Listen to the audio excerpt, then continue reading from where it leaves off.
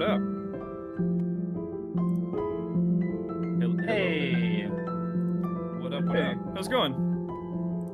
going pretty good. Hey. Alright, What let's about see if I you? crash. Hold on.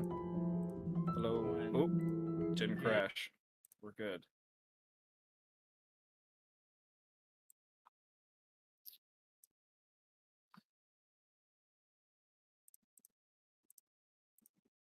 Oh, this happened to me yesterday Um, too. That's so.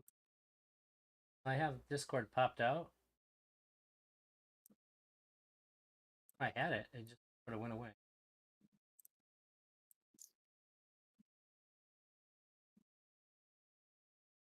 let me know if all the audio is good, chat. I appreciate you in advance. There we go. Now I can reset. How you been, man? Oh, busy, busy, busy. Uh, yeah, just super busy. It's been a lot of shit going on, honestly. What have you been busy with? What about you? Started a new job, so that's Oh, been, yeah. Yeah, same I stuff. started a new job. Yeah, I'd say so. It was a pretty large promotion. Um, but it was just kind of scary because I had it's kind of a crazy story. Like I had planned to already leave the place that I was working at before. Uh, but I was on like a 9 month kind of like timeline, right? And they knew that I was on like a 9 month timeline, and they Sure. laid me off after 7 months for some reason. Like supposedly it was because of money or whatever, but Mm-hmm. it was just kind of crazy. Like I was expecting to have this job for 2 extra months, and they kind of just snook it out from under me. And yeah, it's just whatever. You never really know who you're working for. It's always more about the bottom dollar, than you Well, know I never trust a caring church. about the employee. Yeah, real shit, real shit. Not Very known true. for being a Honestly, trustworthy institution. yeah, they advertise the latter.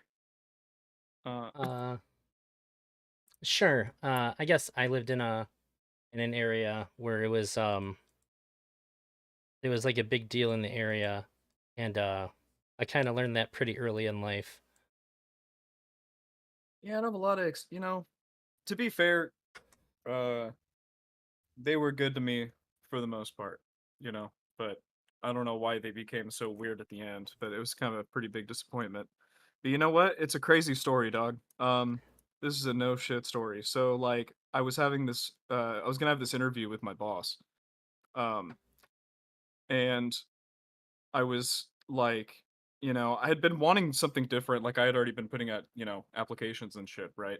And I stood up in the front of the sanctuary, like the altar, excuse me. I stood on the altar in front of the cross, and I thought to myself, like, God, I just need something different. Like, just give me something different, bro. Like, I'm really tired of doing the same shit all the time. And sure enough, he gave me something different, just not what I expected.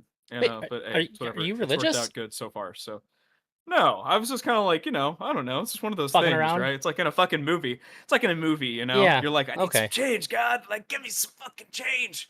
And it happened. Very. Okay. Well, it's fine if you were. I just thought that I had asked you before and you weren't. So yeah, okay, that makes sense. I understand the vibe there. Yep. So, well, I'm glad that you got more or less got a promotion. Yeah. That's how you Yeah. labeled it. That's what's up, man.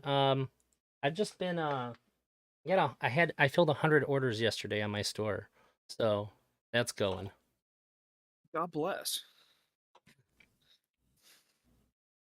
I'm really glad I That's already swallowed my drink. Are you So are you doing that full time? Like that's your main gig? Yeah, I had a job doing cameras. And I got fired on the first week for being late on Friday. And I asked if I could come in late on Friday. And not the owner, but like the guy who's like the team lead was like, "Yeah, it's not a problem.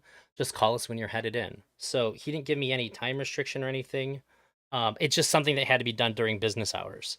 Like there was just no way to avoid like it couldn't be done on the weekend, and like I'm 9 to 5 plus. So like it just had to be done in the morning, and there was no way around it. So, okay, cool.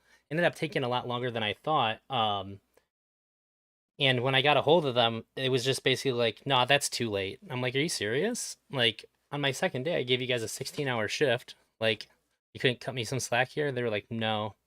So I'm like, "Okay, well, I guess I don't want to work for you anyway." Their loss. That's kind of a red flag, anyways. Yeah, Uh, I mean, I think I made like $900 in the 4 days I worked, so it's not too bad. But and I got paid like the following Tuesday, so I didn't have to wait longer to get paid if I had stayed. So, yeah, just like really hunkered down, focus more on my own business that I had going on, and I still have going. Picked up a couple more collections to put on there, so like that's it's been pretty steady. nice. But that's pretty much it. My wife's birthday is next week, so been trying to figure out what to do for her for that. I tell you what I'm getting her, but she might be watching. Today I got her an early gift. We she opened up some I got her some packs of magic cards and like some old ones. One of them was like a $25 booster pack.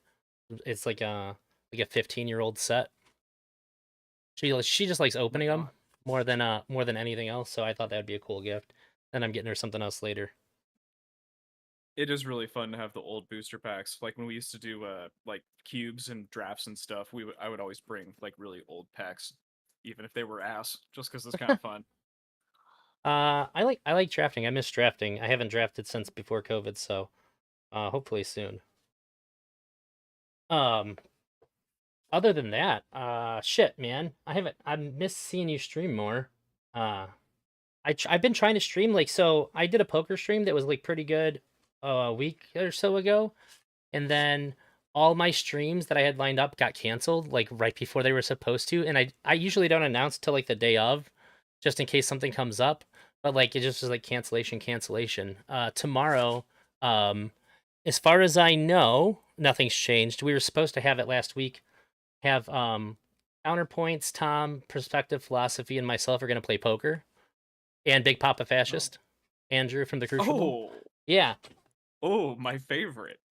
I thought it'd I be love cool. Andrew from the Crucible. I think it's really funny the idea of like Perspective Philosophy and Andrew playing poker. Like in general, I think that one kind of tickles me. But it's the part of the idea is that I just want to have like a friendly game. I mean, we're playing for money, and half of the pot goes to charity. But it just I think it'd be nice for people to see people that are so like politically opposed with each other being able to like have like a civil game. You know?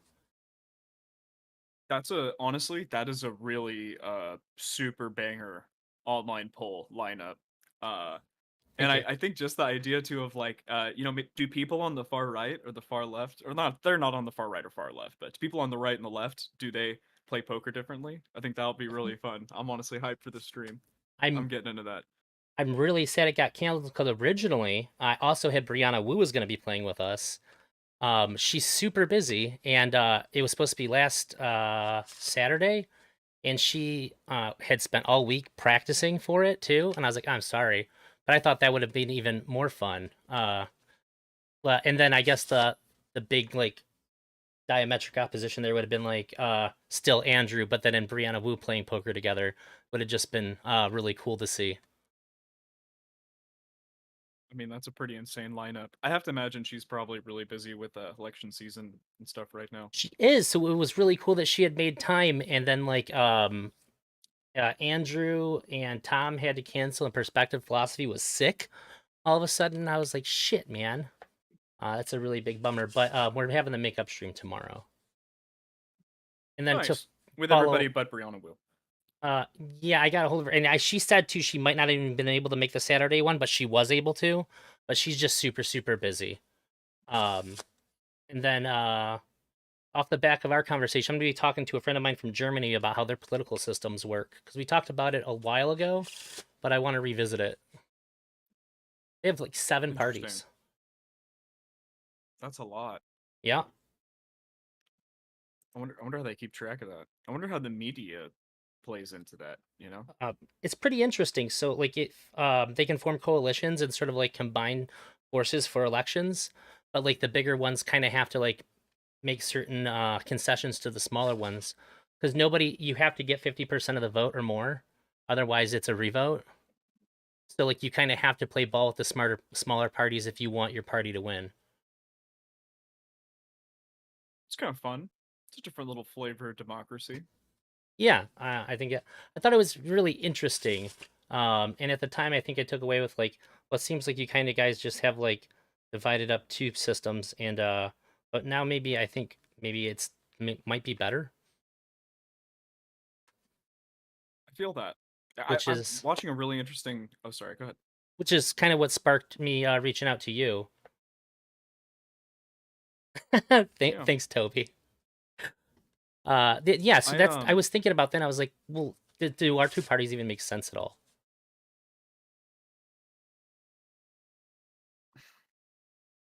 like a part of me is starting to think that the whole two-party thing for the first time maybe like ever is Hmm. actually starting to go away in some ways. Um, this this lineup that we have, and here's the thing. I think it might still be like a two-party system, but I think like we're gonna see some really interesting like fractioning between the parties or inside the parties to the point where there might actually be like individual groups within the two parties that can actually like pull something through, possibly. It seems like the Republicans have like two parties. There's like traditional conservatives and like MAGA conservatives. It seems like there's like a pretty hard division there. When I Yeah, hold on. I'm got trying my to look up job at this a GOP debate lineup. yeah, I was actually just trying to look at that. When I got my job at card shop I worked at, first job out of COVID, lockdowns and stuff.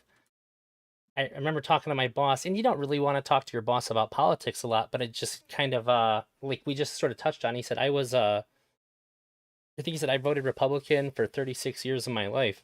He goes, and I'm just not a Republican anymore. I said, what happened? And he just went, Trump. Like really defeated, like he watched his political party get stolen away from him. Said somebody he golfed with, like just like completely like broke it off with him because he didn't support Trump, and he was just like, I can't support this. This is crazy. So I think that there's like people that on the Republican side who like never did support him and just can't.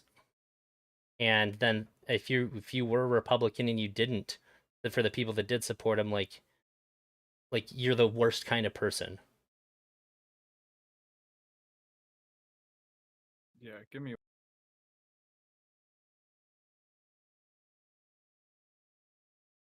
Oh, okay. Trump's not doing the debate.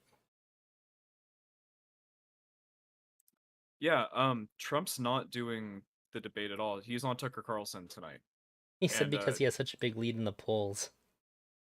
which is right, which is true though. Like it's really weird. Like it kind of throws me off that a president doesn't have to like, or a presidential candidate doesn't have to do the debate and still is going to lead in the polls. Like, uh, It'd be kind of I crazy don't for him like. to There's do it, no right? one on this lineup. I think it is. Well, it's great he is doing it. But he's also. I mean, he's on Tucker Carlson right now. I mean, and Tucker Carlson is getting insane viewership on Twitter. Um, Yeah, and Tucker Carlson's not gonna it gets bust to his just be about Trump. yeah, but Exactly. Tucker's not gonna bust his balls about like the indictments. If you're in a debate, everybody's gonna be like dogging on you for that. Yeah, he's going to be in the second debate. Oh, is he? Uh, yeah, he's going to be in Interesting. the second debate. He just didn't want to be in this first one. Um, but I'm, it's just like I look at all the candidates currently. Uh, I mean, I think Trump is just going to get it again. You know, like it's for me. It seems like the biggest contender it would be DeSantis. Um, Yeah, he's like Diet like Trump. yeah, DeSantis is like Diet Trump. Yeah, in some ways. Um, but it's like weird. Like I don't know how up you're like how much you're into like podcasts and kind of like the podcasting sphere. You know, interview everybody because they do like a media tour, like through all these podcasts. Oh, sure, sure. And like Vivek Ramaswamy has been on like an insane amount of podcasts in the past month, leading up to this, and it's kind of weird. Like if you just like live online, I feel like you think Vivek Ramaswamy is like, yeah, he has like a potential of becoming the candidate for president, but like he has no shot at all, like poll wise. Um, you know, I don't even know who that is. And like I watch like a handful of podcasts, but maybe not the ones that would like land here. Like I watch like the Diary of a CEO. That's oh probably like no, my no, no. favorite one. But like I don't I watch mean more like like Joe Rogan. It would be like Joe Rogan, Jordan Peterson, Sean Ryan, Concrete, like these podcasts. yeah. They're huge. They eat like such a huge chunk of the podcast space. Um, I'm real picky choosy even though about who I watch on Joe Rogan. If I like the person, I'll watch it. exactly. Or if I hate the No, I person, I'll watch totally it. agree. Joe Rogan's podcast has gone way down. I think it used to be like significantly better quality with better guests more consistently. Um, but yeah, it's just I think it's kind of strange. I think Trump is just going to kind of walk away with it again, and we're going to get another Trump v Biden, and I think Trump will probably win again, and then God only knows what the fuck is going to happen after that.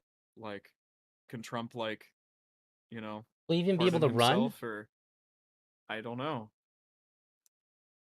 I don't see any of these guys coming close to beating Trump. Is just the crazy part. Like they're all going to debate each other right now, and that's going to be just like a giant circle jerk. And then at the end of the day, Big Daddy Trump is going to come and just fucking destroy them. It's kind of crazy. I don't think Biden should run again.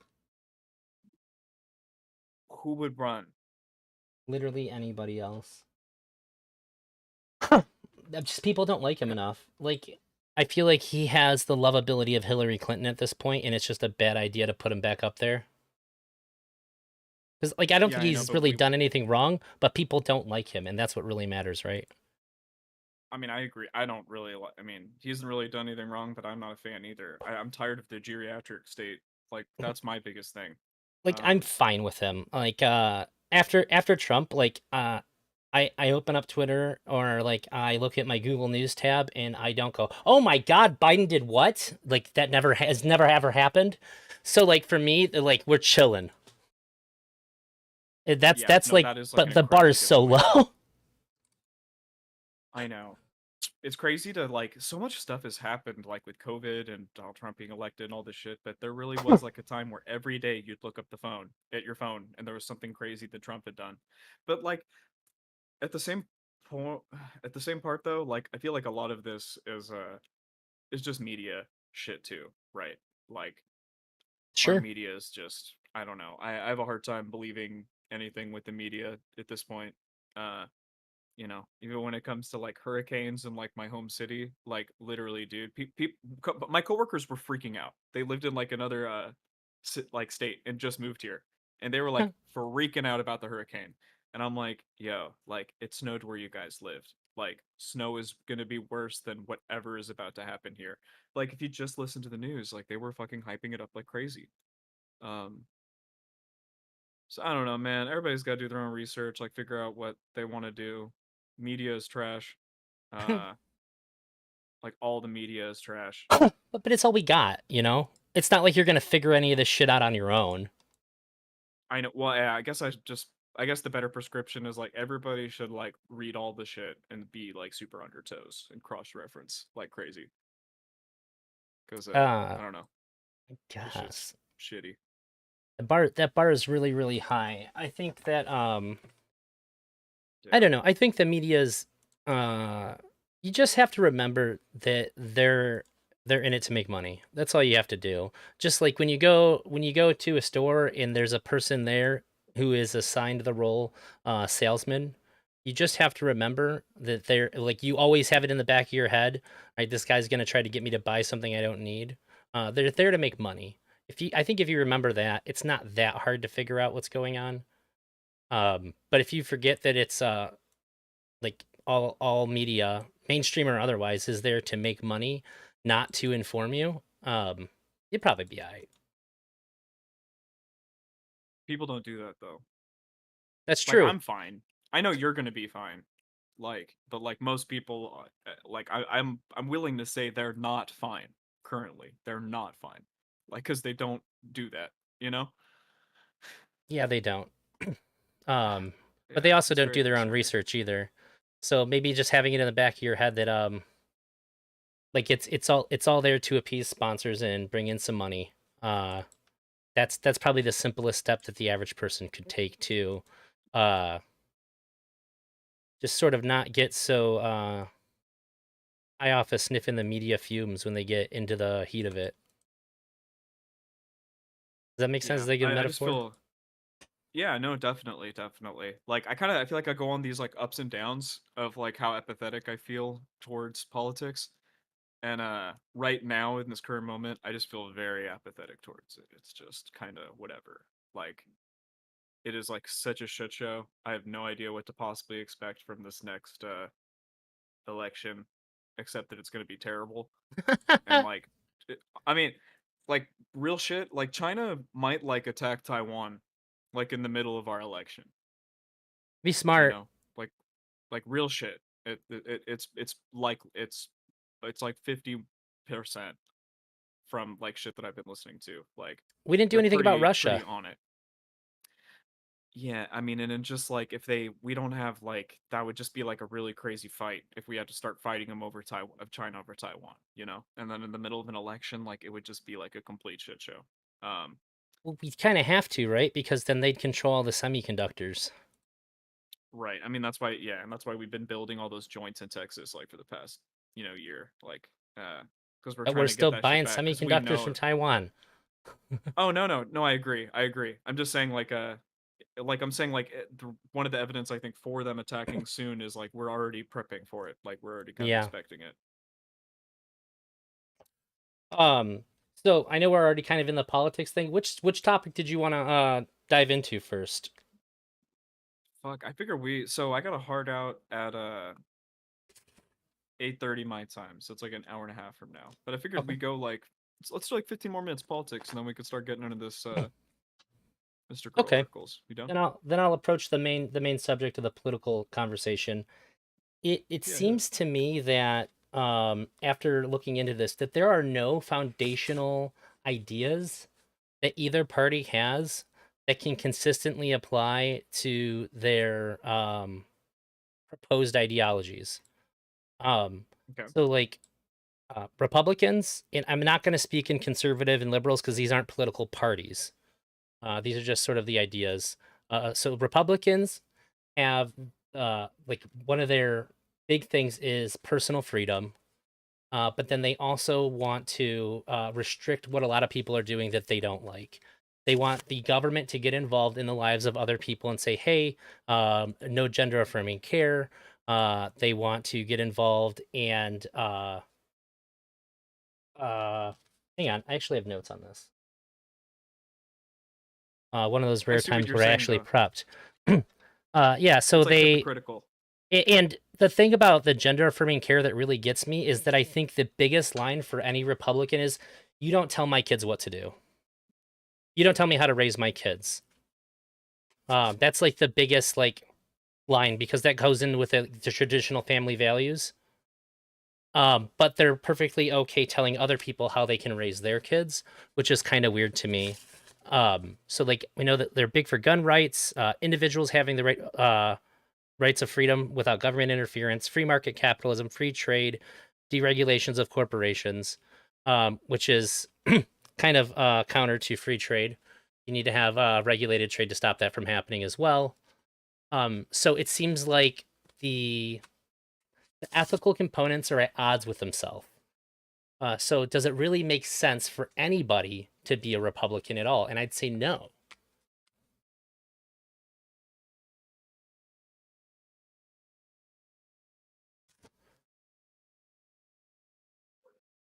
What should he be instead? I think we need other options. I think that it just if an institution is at war with itself, it can't represent you. If it has diametrically opposing ideas, it cannot support you. because you're either for free trade or you're for corporations being able to exist the way they are. You can't have both. You cannot make the government do both things at the same time. Free trade is trade free of government intervention. And if Okay. that's the case, then you can't do anything to a corporation. You have to let them be how they are. Okay. All right. But the reality is they want, like, what do Republicans actually want? I think that they genuinely think that they want both, to be honest, which is kind of silly. I think that what most people probably want that are Republicans is that they want corporations. I don't. It's really tough to say. I feel like there's a lot of flip flopping when it comes to positions on corporations. So I would say that you can't actually have free trade if you deregulate corporations because nobody else can compete. A small business owner can't survive. Like you will never be able to pull yourself up from your bootstraps if corporations allowed to continuously grow and absorb everything in its way or dismantle anything that obstructs it. Yeah, I would say, yeah, okay, I would say that's true. Like the way to have the most, like, we don't really want free trade. We want fair trade. And Hmm. the way for there to be the most fair trade is for there to be a certain amount of restrictions on what people can and can't do market wise. And Yeah, like for, and to participate in that market. yeah. I realized part of what I said I kind of got mixed up because I misread my notes. But I'm on the right path now. But also they want free trade, but they hate free trade agreements between other countries.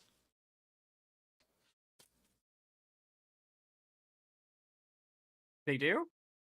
Didn't Trump repeal like our biggest trade act? What's the name of it? That was because he was trying to renegotiate it though. Uh, how'd that go? I'm pretty sure Biden ended up renegotiating it. Um, I think. and the idea of wanting small government to protect personal freedom, but then turning around and saying we want the government to get involved in the lives of people's reproductive health and like their gender affirming care and stuff like that. It seems to be really highly opposed. Yeah, I agree. I mean, because like, yeah, for me that's just kind of like an obvious one, right? It's like the libertarians. Like, there's no like real true libertarians because people enjoy the fruits of what you get in an actual society so much more. You know, Yeah, so like when I look at what would be the foundational principles to encompass all these things, I can't find one. It would have to be a couple and they would have to contradict themselves. I feel like the problem's just with extremists. You know, because I feel like the thing is that we're like describing like the extreme ends of a political ideology. You know, uh, I don't think so. I think but that your average Republican really does want small government. They don't want big government involved in their life. I think that this is a pretty main idea. And then also, like it wouldn't be getting past like the since Roe v. Wade got kind of like well, it got removed, so now it's up to states. A lot of states are taking actions, and if somebody can sue somebody else for something that they're doing with their own body, and in terms of like uh, how they're going to respond to like a potential family happening here, this is a very personal thing that the government's getting involved in. And so I don't know if we could come up with like a foundational principle that would encompass these things, or even several that don't contradict each other. I'm open to the idea that there might be, but I think these are pretty mainstream things. okay. So And I don't think it's what's just the the right. left's version? Um Yeah. Jesus Christ. So the Democrats hang on, I have notes on this too. Well, let me ask you this. I did look at the right a lot harder, and then I got a little bit busy. Like I did a lot of that last night. I got a little bit busier today, but I did take some notes. But I'm curious to you, what do you think that the Democrats' main positions are? Um, see, Democrats' main positions. Uh, Climate. Sure. Yeah, pro climate. Um, pro abortion, Yep. pro choice, right? Let's see. Pro LGBTQ. Yep. Um, pro strong safety net, social safety net. Yep. Um, fuck, I don't know. Free health, pro free healthcare, universal healthcare. I don't know. They're more socialist in general, I guess. Um, Mm-hmm. yeah, I think that about does it. I think You think you'd say that the they're main more in ones. favor of big government? Definitely, 100%. Okay. So I think that the biggest conflict when it comes to Democrats is their conflict between wanting big government and then wanting government to stay out of a lot of different things as well. Okay, what? All right. So What if is you it that want, they want to stay out of? well, the same things that Republicans want to use their imaginarily small government to do. When you have big government, they get to come into your life and tell you that you can't do certain things. Oh, okay, I Um, see. when you have big government, they get to the government can make it a lot harder for labor unions to exist, which is something that Democrats seem to be very fond of as well. So it seems like the biggest issues that Democrats have is a government that has a lot of power using it. If a government with a lot of power uses it in the ways that it can be used, in ways that the right would use it, or that Republicans would want to use it when they have their turn, Democrats would find this to be among the worst things. I see what you're saying. Yeah, that is absolutely 100% true. That was one of my least favorite things about the left. But Yeah, at the and same then time, it fucking grinds my gears because like the Republicans, they do the same thing too. Like we're both. It just seems like every 4 years or whoever switches parties, like we just keep developing a bigger gun to shoot each other with. Next presidency, it fucking sucks. speaking of guns to But the shoot, Democrats are worse about it. I would think personally. yeah, Democrats are worse. how can you advocate for big government and also advocate to dismantle the police force? How does that make any fucking sense at all? Yeah. Which, and I'm not saying the majority of Democrats want to see police forces dismantled, but it is extremely popular to like not actually defund, but to reduce fundings to make things for police more difficult. Doing things that amounts to the police not wanting to be police, to make it more difficult to be a cop and things like that. And just to be clear, none of these are like my personal ideas. These are things that I see as mainstream Democratic ideas or ideas of Democrats. And even some that like Democrat elected leaders talk about. So like it seems like they're at odds with their desire for large government and the things that are required to prop that up and the implications of having it. It seems like neither side really understands that what they advocate for is also going to not necessarily take away what they want. So why are we sticking with parties that are by its own nature not going to be able to deliver all the things that we want? It just seems like insanity to me. I guess, and you said even earlier, you said, why the party can't stand for anything if everything that it stands for is a hypocrisy, right? Yeah, Like, it can't represent you. And not only feel that that. too, Okay, so, there's like this invisible party of people that are pro LGBTQ, that are pro gun, that are pro deregulation of drugs.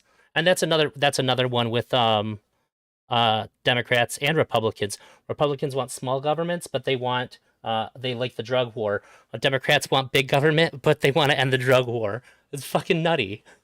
Yeah, so like it seems like where we have these contradictions, there's a lot of people that um legitimately pro LGBTQ, they're pro gun ownership, uh they're not they're not pro or anti immigration, but they don't want a wall. They think that we should do something about it that isn't a wall. There's a lot of people that have like seem like they have sensible ideas, but I wouldn't call them centrists either because I don't know what the fuck that means. And you can't have a centrist party because that's just everybody who doesn't like either side goes there, and then what the fuck do you platform on?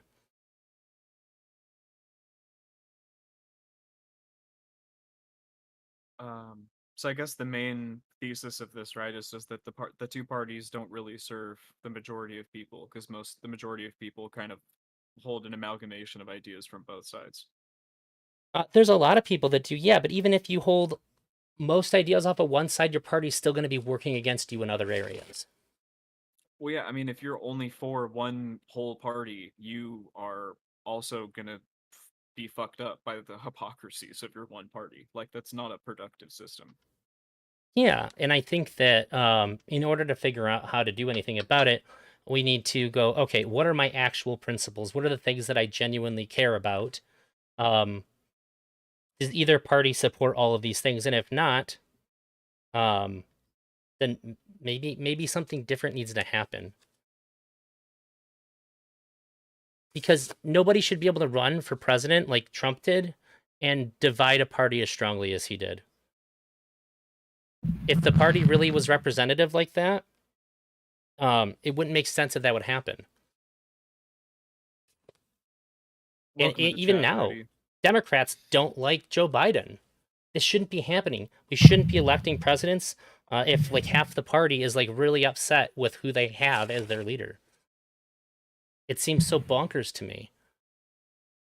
And I think that's why we always have to settle when it comes to presidents, is because we just all have to go, well, it's not the other side. We can't get somebody that we like because when they talk about the ideas that they're trying to promote, there will be some that we like and some that we really don't like. We're not getting somebody to represent the things that we care about without having to give up a lot of stuff. Before I let Rudy chime in here, so I think this ties into a little bit about what I was saying within the Republican Party right now. I see there kind of being like a split between kind of like the populist people, like the Hmm. real populist movement, not the Donald Trump movement. The Donald Trump movement is a weird like QAnon conspiracy theory, like fueled by like far right shit. It's very strange. The whole, in my opinion, the Yeah, Trump thing. as But somebody like who I likes see these people conspiracies, like don't Vivek. QAnon piss you off? Yeah, like a lot. But like I see people like Vivek, I see people like DeSantis, I see people like what's this guy? Uh Honestly, mostly those two. But they're like utilizing the new media like crazy that really does speak directly to the people more. And same thing with RFK too. Oh Um yeah, and I'm not sure how I feel about I him think yet. I know, right? I think that within the next couple of election cycles, where we might get somebody who, because Oh, I would say Donald Trump is very much a stereotypical Republican, like he's like the Republican, flag carrier right now, and Biden too. Like RFK, like he's like playing sideball, with the other shit, and I see the other Republican people doing that too. And I uh, think that within the next 8 to 16 years, I think we will see somebody come out of this like podcast circuit, become president. uh, That will be young, and it'll be a young person. It'll be somebody like in their late 30s or 40s. Don't you have And to be that'll be really 45? interesting. yeah. No, I don't think so. Is it Froggy 45? Style, you I thought it was donated $3 35. on YouTube. Thank you so much, Thought it was buddy. 45. And hi Natasha, it's really nice to see you. Sorry, I got a dono on YouTube. I'm not used to that. Sorry, Froggy. I'll try to keep a better eye on it. I was scrolled down too far. I'm not used to people giving me money on YouTube. It's a new thing. It's 35. It's not 45. Oh, really? Oh, okay. Sorry. Yep. No, you're fine. The reason because Vivek is 38. Oh, yeah, fair Yeah. enough. All the respect. So, really quick, if you don't mind me chiming in really quick, 'cause I don't want to, like... Hold it, Drowsy. Do it. Couple questions on your, like, definitions of how you feel the Republican and Democratic Party go. As far as the Republican Party goes, they advocate for small government. They feel like they advocate for fair trade because fair trade is the reduction of tariffs and restrictions and subsidies and all that kind of stuff that makes it harder to import and export. So that would help them with capitalism to businesses, which is greatly helps them. Where on the flip side, Democrats advocate for large governments because they want social policies that can be delegated through our taxes, and they want tax hikes, and they want distributed wealth and stuff like that. So I don't understand how you think that the Republicans want a larger government, but No, don't Republicans want less small restrictions government. on their ability. Democrats Is want that large really- is that what- government. Yeah. But also, when it comes to free trade, you're talking about like, oh my God, on a blank. What's the word? You're not talking about like, you're talking about holy fuck, I'm blanket. When it involves outside of us, help me out here. I'm just stuck on the word. But like internally, the Republicans advocate for free trade as well. Yeah, they want less. They You want say- less say taxes that for again? businesses. Within our own country, Republicans want free trade as well. They want less taxes for business owners, small and large, right? Well, but free trade doesn't really have much to do with that. Free trade has to do with like bringing in and out of goods in and out of the country. You don't Like think we that want to be able applies to things. like regulations of like internal business as well. No, because the definition of free trade is the trade between borders, not the internal. That's like domestic trade is different. Like we have domestic trade regulations, but that's normally about like, cargo transporting. I'm not really sure if there's like really any kind of regulation between states beside like controlled substances like cigarettes, medicine, and alcohol. Okay, I grouped them both together. I think they advocate for both. They want. I was hearing Elder Drazi say like free market capitalism and free trade. I was Okay, just I did thinking say of those both. two like paired together. I have Well, them no, I both think you written said down. free trade. Yeah, Free like, market when I heard free capitalism and then trade, free I was trade are just on my thinking of list. both. Yeah. Yeah. I think Um. that's mostly true. You know what I mean? Like they want less taxes for everybody. They want less regulations on corporations and shit. They want there to be less zoning regulations in cities for putting businesses and shit like that. Less building codes. But would you consider that like a trade regulation? That would just be like a zone regulation. That'd just be like housing and stuff Well, like I that. would say that's all those like regulations would come antithetical just to from like living. Say free market capitalism, right? that one more time. I say that would be like antithetical. Like having those kinds of regulations would be antithetical to like free market capitalism. Yeah. Within the United States. How? How? How so? I don't know. Run by your regulations. Pass me one more time, just so I can be specific. But I was just saying regulations in general, because you guys, just brought up like housing and stuff like that, but that wouldn't have anything to do with trade. That would do with like regulations of like, building codes and whatnot. But how does that affect trade? I can answer that really quick. It would be like, like there are only certain places where you can open up like an auto dealership in San Diego. So like they would want less regulation about where they could open up an auto dealership. And that would be more like free trade. Free market capitalism, I think. We could just be totally butchering these fucking terms. I do hate zoning. I mean, I personally hate zoning laws. I feel like I should be able to I could run a see business on my property. Does that count? I guess I'm pretty ignorant on this shit. I mean, Rudy is the business owner. Like, I don't really know how that shit works. I mean, as far as like free market capitalism, I guess that would fall more under like your rights of your own land use. I would feel. I'd have to do more research on that. Sure. Here's a very pointed question. Rudy, okay. Is there like a law that could be changed? Like, is there a law or a regulation or something that you feel like could be changed or removed that would make you operating your current businesses easier? Yeah, okay. Then I am correct.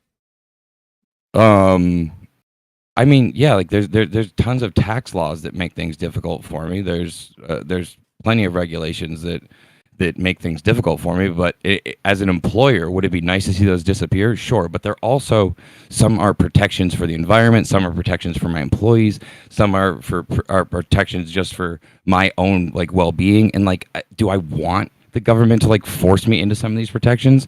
No, but are the protections there for like a pretty valid reason? Yeah. I mean, like some of them I don't like, and those slowly change, and I vote on what I want to see change. But I mean, like for the most part, like I mean, I run gas stations and like look into like and invest in like marijuana dispensaries. Like I'm not like necessarily like too impacted on the one side, but on the gas side, like some of those regulations stop like communities from crumbling, from like polluting water sources and all sorts of stuff. And then the flip side to it is like, do you want your employer to have the ability to just fuck you over because they don't like a regulation that like happens to like protect you? So it just means the law of supply and demand rather than central government regulates the production of labor in the marketplace. So like things like minimum wage is generally opposed by Republicans.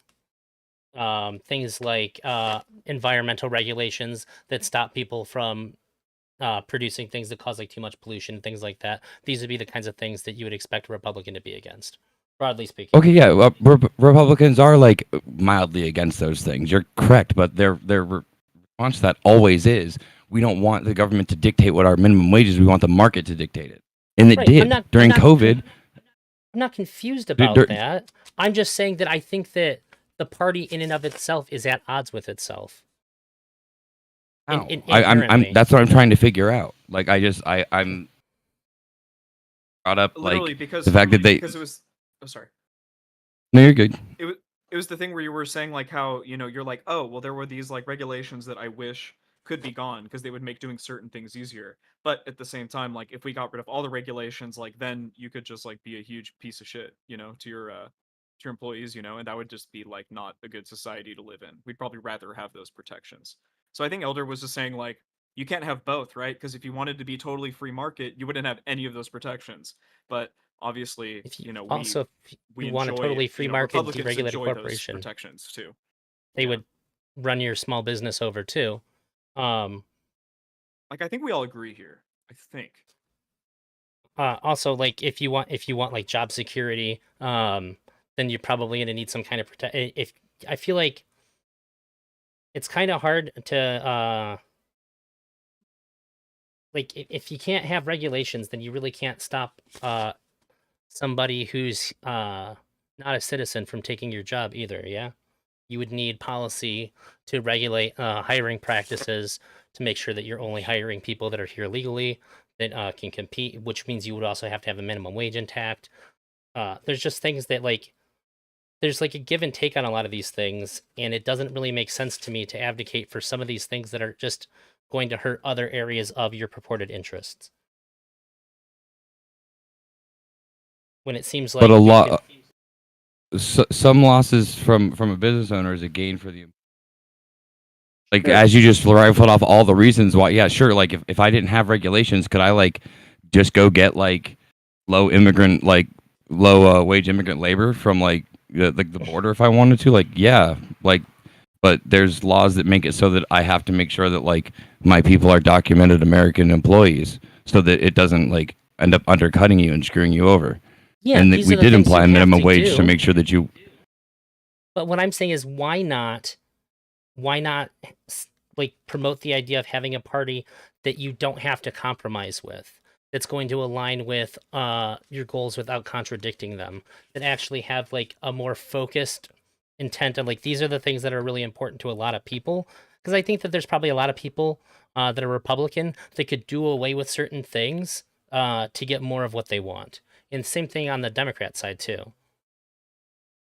Yeah, but the whole reason why there's a two-party system is because like there are people that are going to stand on like the polar opposite of things, shouting about why this or that is important, and then in the middle we're going to like be pulled from one side to the other, and then we're going to like come up with like a set of laws and regulations that we're all abide and live by. That's like going to be like a social democracy style thing where like some sides are going to get what they want and the other side's going to get what they want, and then we're going to live in like this cohesive society where we all like live in like this like give and take.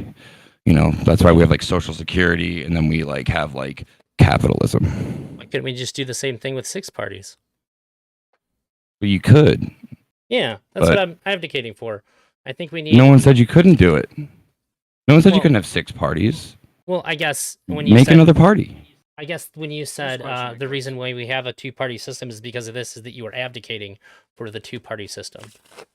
That's how I But understood that. see, the thing is like you're not necessarily advocating for any amount of parties. You went from saying like, why can't it just be one party that's not advocating for things against you and for you, and then it could be 6 parties. It could be a million parties. It could be one party. Sure. It doesn't matter. Yeah, my main All thing that I'm I'm saying getting is at that here like is that it I think that the two-party system is broken. I have a weird idea. Uh, Maybe the reason why Americans have a two-party system and the Germans have a six-party system is 6 or 7, because I'm not sure. Americans 6 or 7, fuck it, 8 parties. Maybe it's just because like Americans can't handle more than 2 parties. Like our no, small like What? attention span, like we can only handle like the 30-second like snippets, from each party. And like the reality is like you see something on TV or you're gonna pick a side, and you get basically like 4 30-second long, not even 30 seconds, 4 like 15-second long snippets of like the ideas you're supposed to believe to be in this party. And it's on both sides. And then the reality is that like some of us kind of give and take some of these ideas. Yeah, I think But I like people think don't like I it. you think still it's gotta more vote like from one side. I think it's more that like politics and reflects more like what the country's mentality is, and our country is more of a pageantry system than anything else. So I don't think that it's more that we don't have a two-party, a more than two-party system. I think that we look at our two parties incorrectly. I think you guys were more closer at the beginning of your conversation where you said like it seems like the parties are fractured. Hell yeah, the parties are fractured. Why do you think there's like 12 candidates in primaries?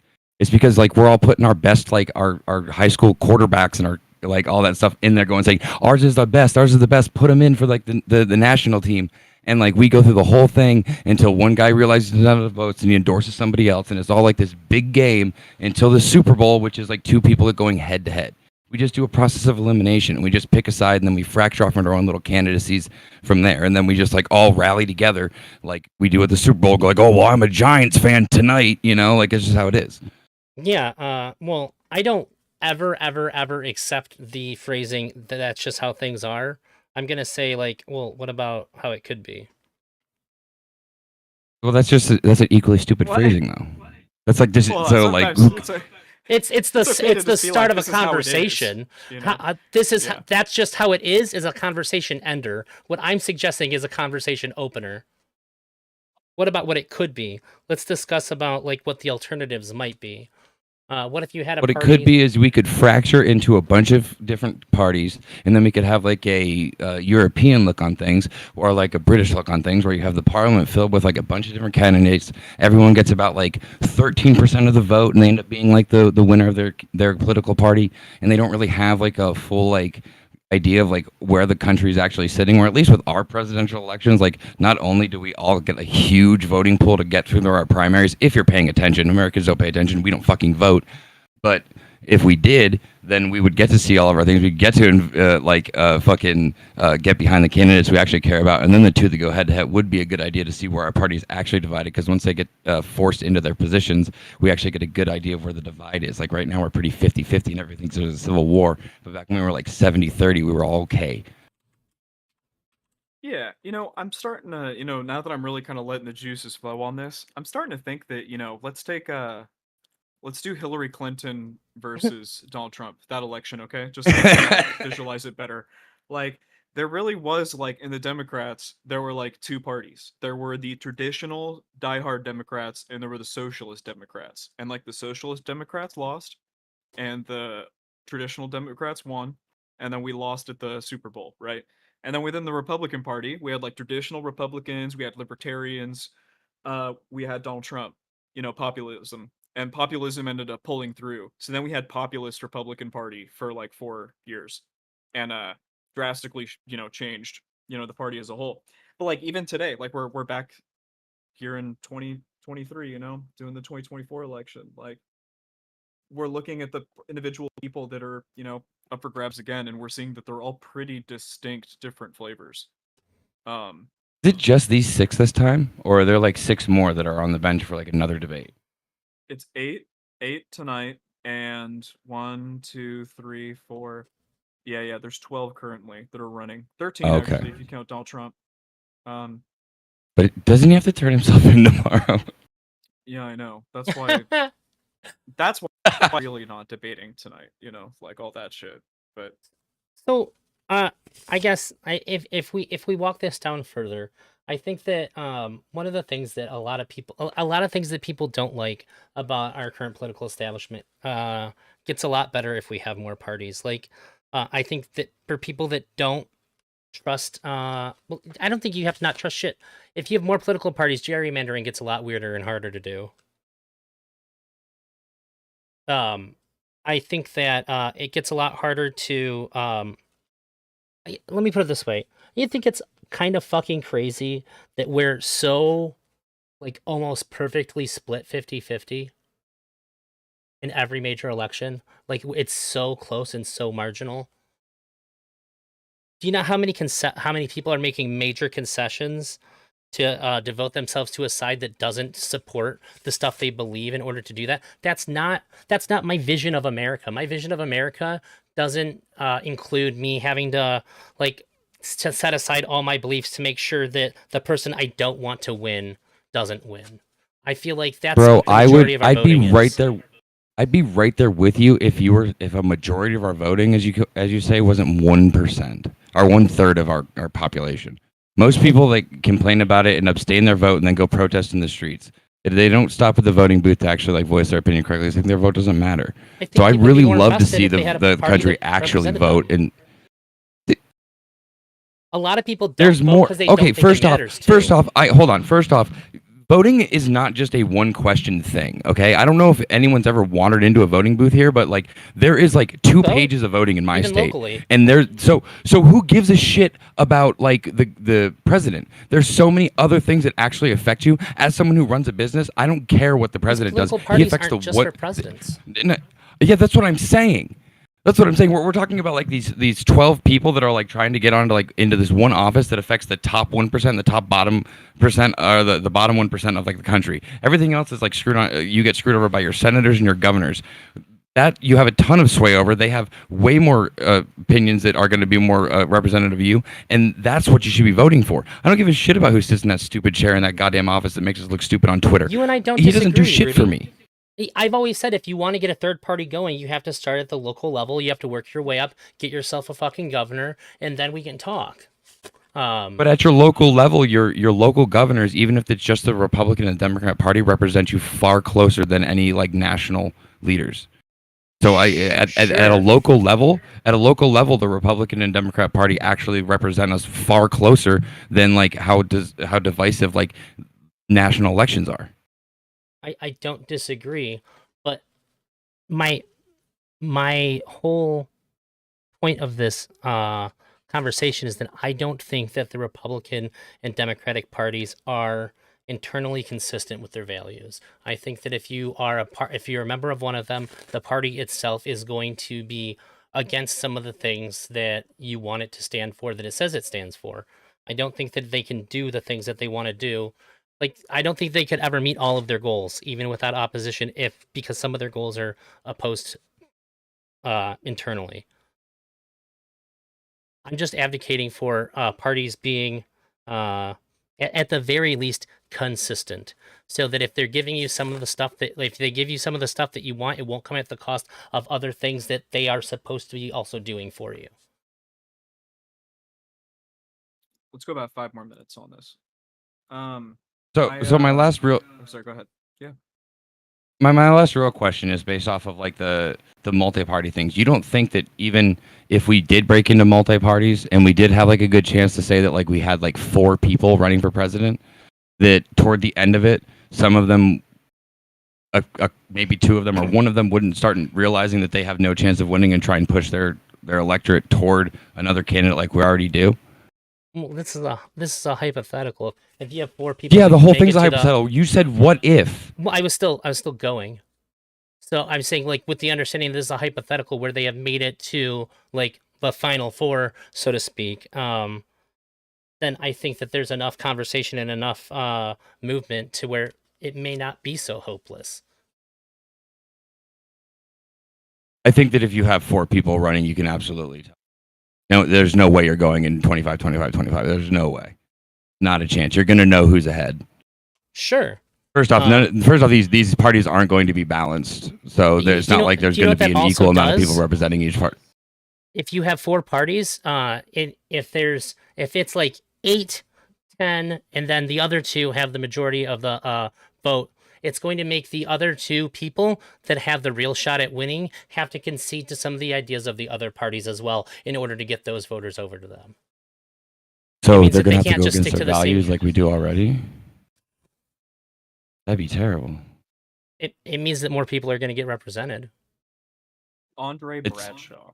You can't have more than 2 viable candidates for a presidential race in the US. If you believe you can, you don't understand our system or basic math. I want to build on This that just wasn't really quick. about Like, presidential elections, though. no, sure, fuck it.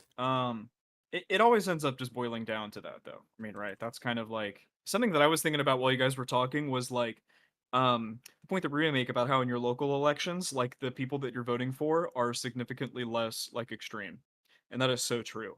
I think that there's something about how when we start getting to the tippy top of this pyramid, it like the extremism gets concentrated like to the very top. Sure. In my vision, Good points, grab That's kind of headlines. Interesting. Well, yeah, you Yeah. get attention for it. Well, Yeah. Trump got like billions of dollars in free media coverage in the last election. Yeah, but, Something you know, like I'm that? really starting to I'm starting to vibe with my theory that multiple parties within each party are slowly going to form and become more visible and much more like defined, I think, within the party. And I think that I think Americans should multi-party definitely system. Americans should definitely take primaries far more seriously. Fuck yeah. Definitely. Special elections and primaries are probably the most overlooked elections in America, and they're probably some of the most important elections that we tend to care about for no reason. Everyone should Probably for be lack of smart. education on the subject. Yes, amen, brother. When you talked about local ones, Absolutely. I was in and out in under 20 Bless minutes you. voting for my local elections. That's scary. Should be lines out. I the live in a goddamn super small door. town, so like there was only 3 people in there. They should just let people vote, I think, online for the most part. Yeah. We do everything online. I don't know. I If can't. you can bank online, you can vote online. Anybody I can know. mail in vote now, right? Ever since that with or is that can we not do that in 2024? We can still mail in vote. State what? Depends on the state, I think. Like California is totally like we're gonna do mail-in ballots probably for the rest of our existence. Like when we still have voting machines reading the voting ballots, like I feel like that's far more susceptible to being tampered with than if you had people vote online. If you can do international banking, I think votes are just fine. I don't know. can't- We struggle with some government websites. I mean, Obamacare website crashed pretty quick. I'm a little nervous about. They need to get some of their websites up and running. Better IT department, and then I'll do it. Maybe if Facebook runs the voting system, I'm on board. Yeah, I Do it in had the I had a metaverse. lot of complaints about the $100 million website that was just really there to take in text. Like it was not complicated. That was like a Yeah. like a $20,000 website minus infrastructure for it, and it failed. Yeah, it was pretty bad. I won't argue with you there. Andre They just Bradshaw, need to banking partner with a isn't- better tech company. You know. Andre Bradshaw, banking isn't at all the same. There is a single point of failure with online voting. Banking isn't secure. It just doesn't matter when one person gets hacked. That's also kind of true. I do get that. Yeah. It's a good point, Andre. I think that's kind of why I'm more for the mail-in voting rather than the online voting. But fucking mail-in voting could be scam too, right? I mean, Online. Yeah, but online I think banking the gets mail-in hacked. voting the mail-in voting point kind of goes toward the banking point. It's only going to affect like a small amount. You'd have to like on such a large scale operation to like take down a bunch of people or to fuck up a bunch of people's votes. It'd be more of like a singular attack, Yeah. as opposed to like couldn't you do like a blockchain thing for fucking voting though? Like couldn't you like distribute that against that? Yeah, Votecoin. I thought that was like unhackable or some vote shit. coin. I don't know much about blockchain. I'm not gonna lie. Yeah. They give you your coin back every Yeah. election. They're just like here's your NFT of your voting. Save that. It'll be worth something one day. Just make it out of Ethereum. We're all set. Do you think they'll just make the United States voting token like a hanging Chad as like a joke that no one will get in like 20 years? Actually, they don't get it now. HC coin. HC. coin. That's how we're gonna get mass adoption, just by calling it the Chad coin. There is Chad coin already. There's a meme coin called Chad coin. Damn it. There's Giga Chad too. Damn. We tried. We'll be American Chad? I own American a little Dad, crypto. but American Chad coin. American All right, guys. I'll leave you guys to the rest of your stream. It was fun. Thank you for having me. You're gonna leave at the most awful part while we just discuss the most like horrible shit to mankind. You know, had I actually paid attention to whatever he was releasing, I'd stick around, but I have no idea what's going on, so I'd just be here asking questions. Before you go, I had a funny conversation.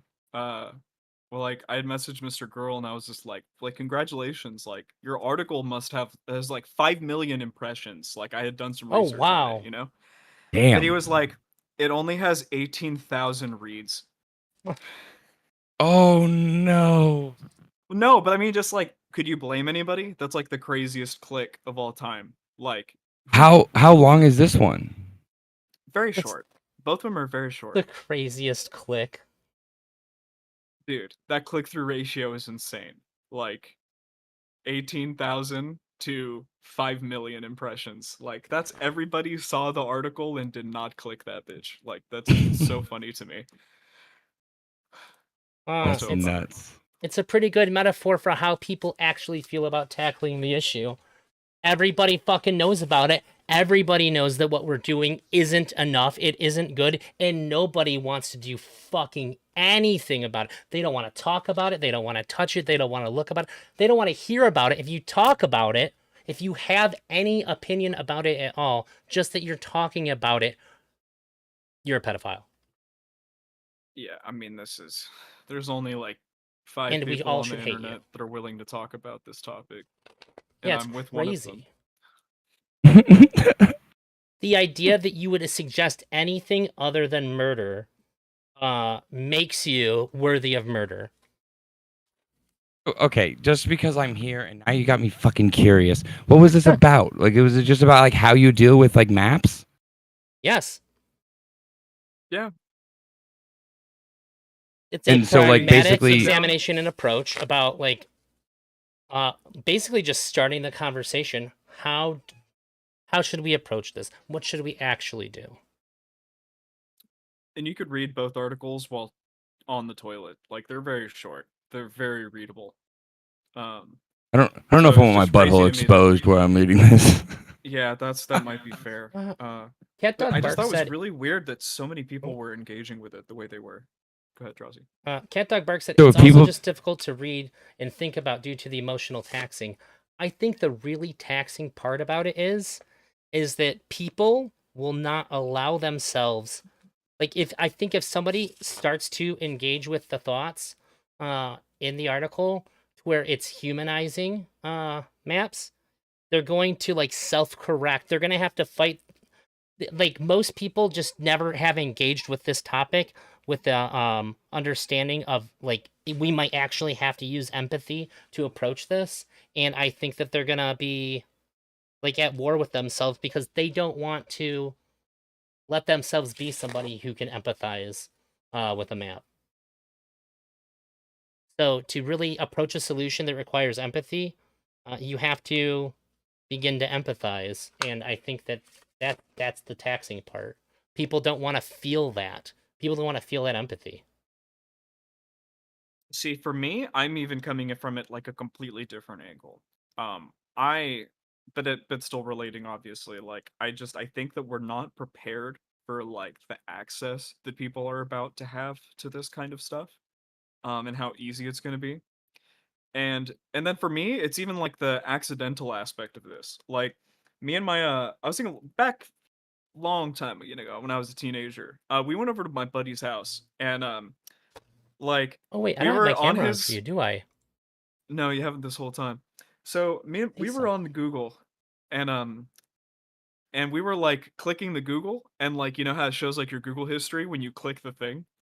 And like we're obviously teenagers. But like he had looked up like 14-year-old porn in Google. Like when we had Who like did? clicked Damn. the search thing. Cuz he's like 14 when you're a Oh. 14-year-old and you're trying to look at porn, like you don't Okay. know, you know what I mean? Like, I missed I mean, the I think part you that this should, person was but 14. I'm like, why are you casually telling this story? no, Like, when we were did you just no, it's when we were like little kids. Like, we're like okay? at I his missed house the and I'm just like on beginning. his computer. And I like we click his thing and we were grilling him for it because we're like, bro, like that's like incredibly illegal. Like Yeah. obviously you're not gonna like find like what are you stupid? And he was And he's stupid. like, He but was one of I'm our stupider friends. 14. It's like, Dude, you're not okay, supposed to be this is looking what at porn, But motherfucker. he's not stupid. He's as dude, smart this as you expect a 14-year-old trying to find porn to be. okay, exactly. So It's this is remarkable he like didn't just type boobs. so like imagine like 10, 20 years from now, right? AI is going to be 10, 20 years more like crazy than it is right now. It's going to be extremely more accessible. It's going to be on your computer living offline. It's not going to be in, it's not going to be hosted anywhere. That's a waste of power. You just host it yourself, um and like what is going to happen when little Timmy gets curious one day and types in something incredibly illicit into his image generator that has been trained for 15 years, you know? Um His IP address will be tracked, and I'll throw that little motherfucker under the bus. Sorry. like Sorry. well like yeah, I mean in all seriousness, like I think that so that's the conversation that I've been trying to have with people is like so that is a reality that could potentially exist, because the facts are that we will have the AI, we will have stupid people, we will just have the 1%, right, that Max talks about that just exist. They're going to have access to this technology. Like encryption and messaging is only going to get more crazy over time. Uh what do we do about this is the conversation I want to have with people. And and I was just really frustrated that basically like, Max put out this article that was a decent quick read about what his opinions were about like how to deal with this topic. And like basically Shu tweeted, we should beat them in the head with hammers. And then that got 2.5 million views. Like that's kind of a bummer, Yeah. because this is coming down the pipeline. Like this is going to have to be discussed. Like it's already here. Like we need to talk about this now.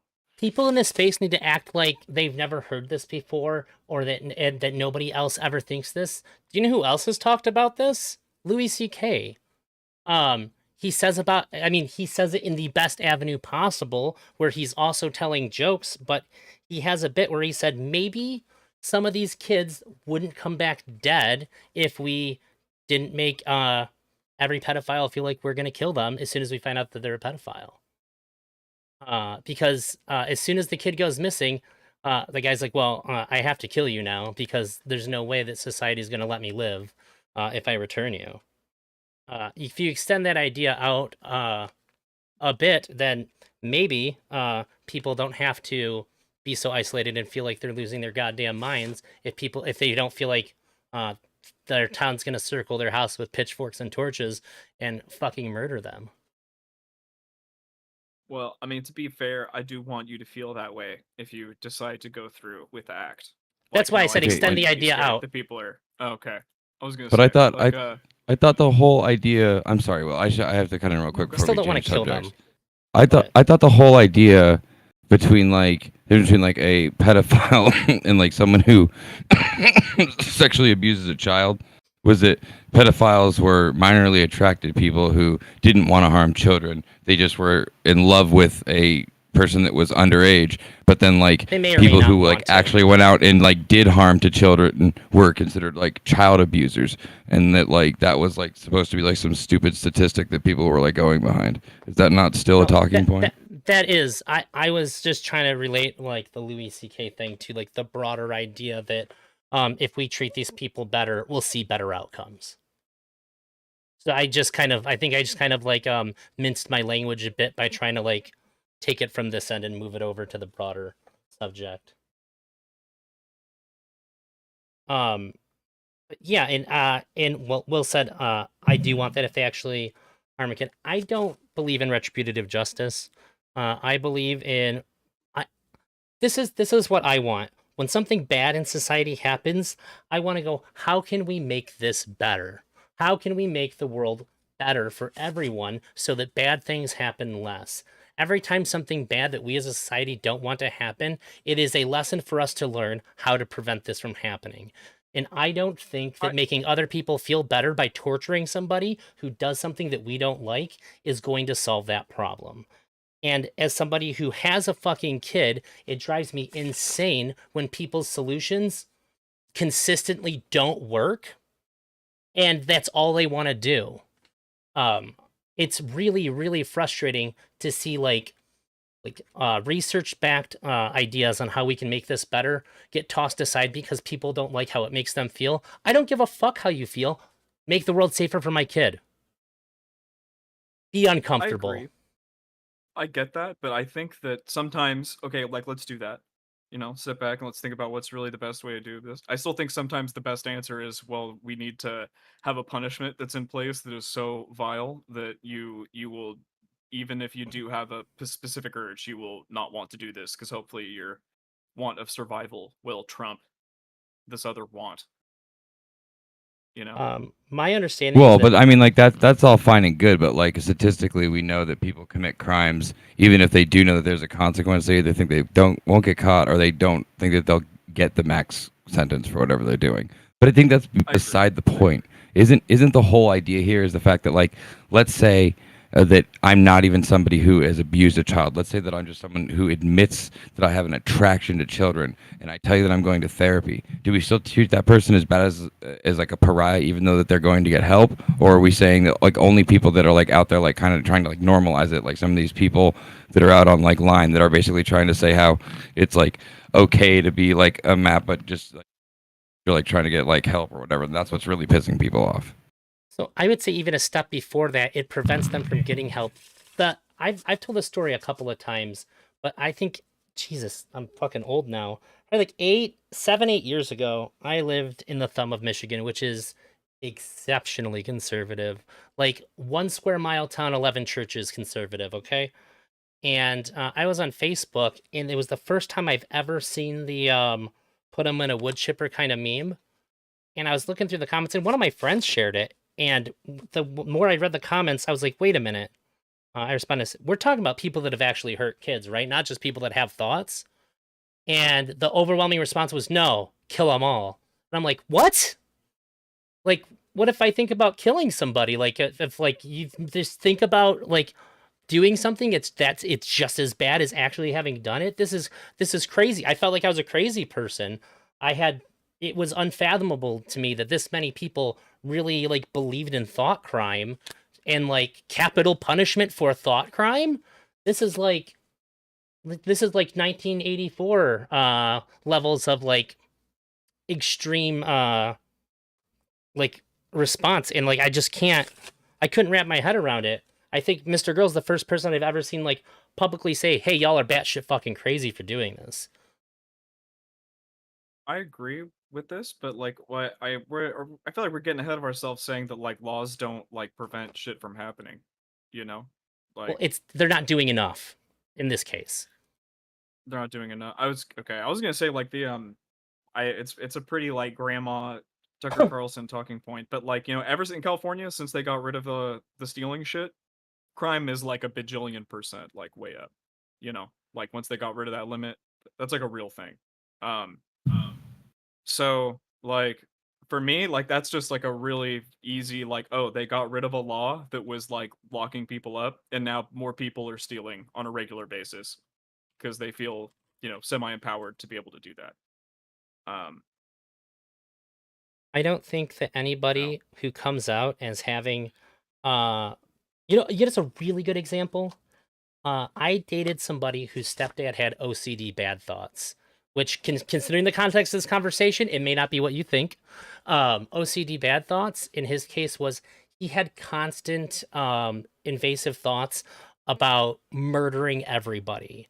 And he is probably still to this day one of the most genuinely kind people I've ever met. Also fucking ripped like Fabio.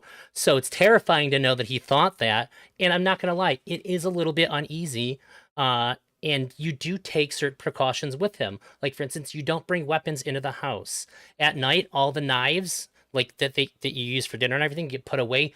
But that's because he's terrified that something is going to happen. He's never hurt anybody. He doesn't have any violent criminal record, but he's terrified because if he constantly has thoughts about it that he can't make it stop. So he takes the proper precautions and makes sure that people around him know this, so that way they don't do anything that might make it worse or more difficult for him to not respond to the thoughts that he's constantly having.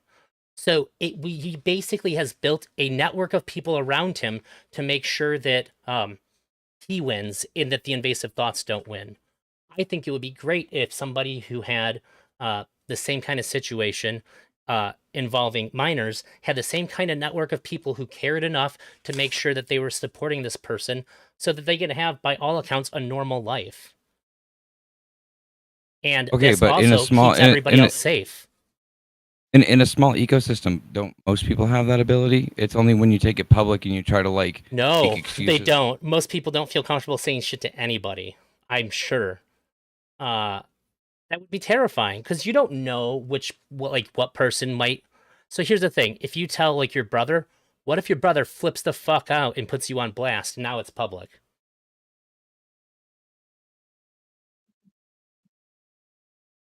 And that's fair.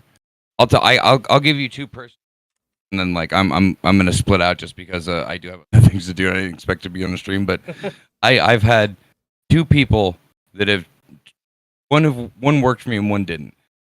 Both did sexually abusive things toward children. One had sexually explicit images, and the other one did things with the stepsister.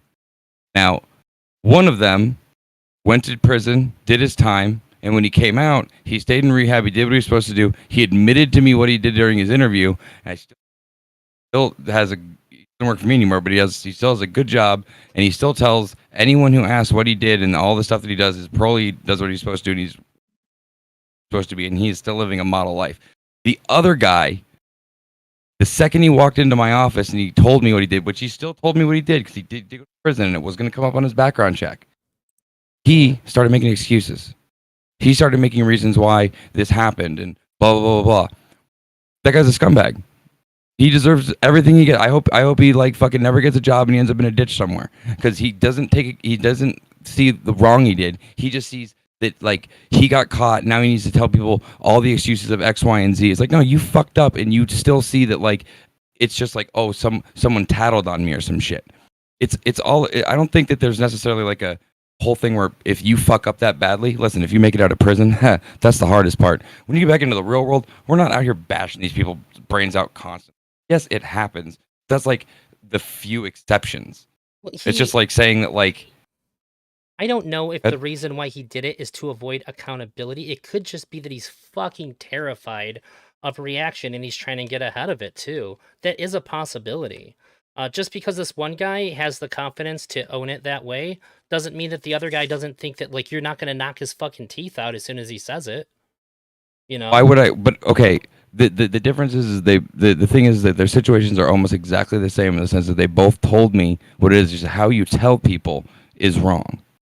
And when you take accountability and you can prove that you're taking the steps, that's one thing. He didn't. Okay, but you're sitting here saying, well, maybe he was too afraid. No, he made excuses as to why he did it. He wasn't afraid of shit. He was a jackass, and he obviously was probably going to offend again, and probably is going to offend again. All I'm saying is that I am offering alternatives to the intentionality of it because I think that so is the state. He can go to get therapy. Okay. He's probably in probation. I understand that you don't like it, but all I'm saying is that I don't think it's necessarily the case that you know the intentionality of a person trying to express that. And I'm just saying that here's an alternative, plausible reason why they might do that.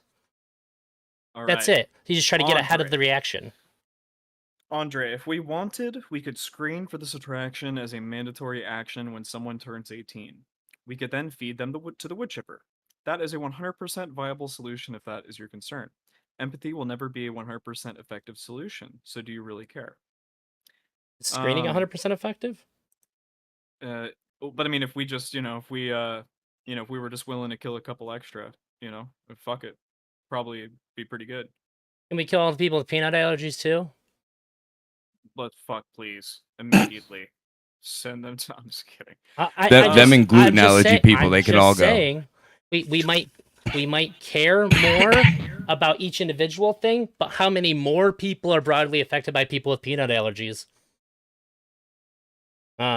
If we want to kill people because they're fucking with other people, through something that's no fault of Are their the people own. with peanut allergies have the potential to harm other people just because Yeah.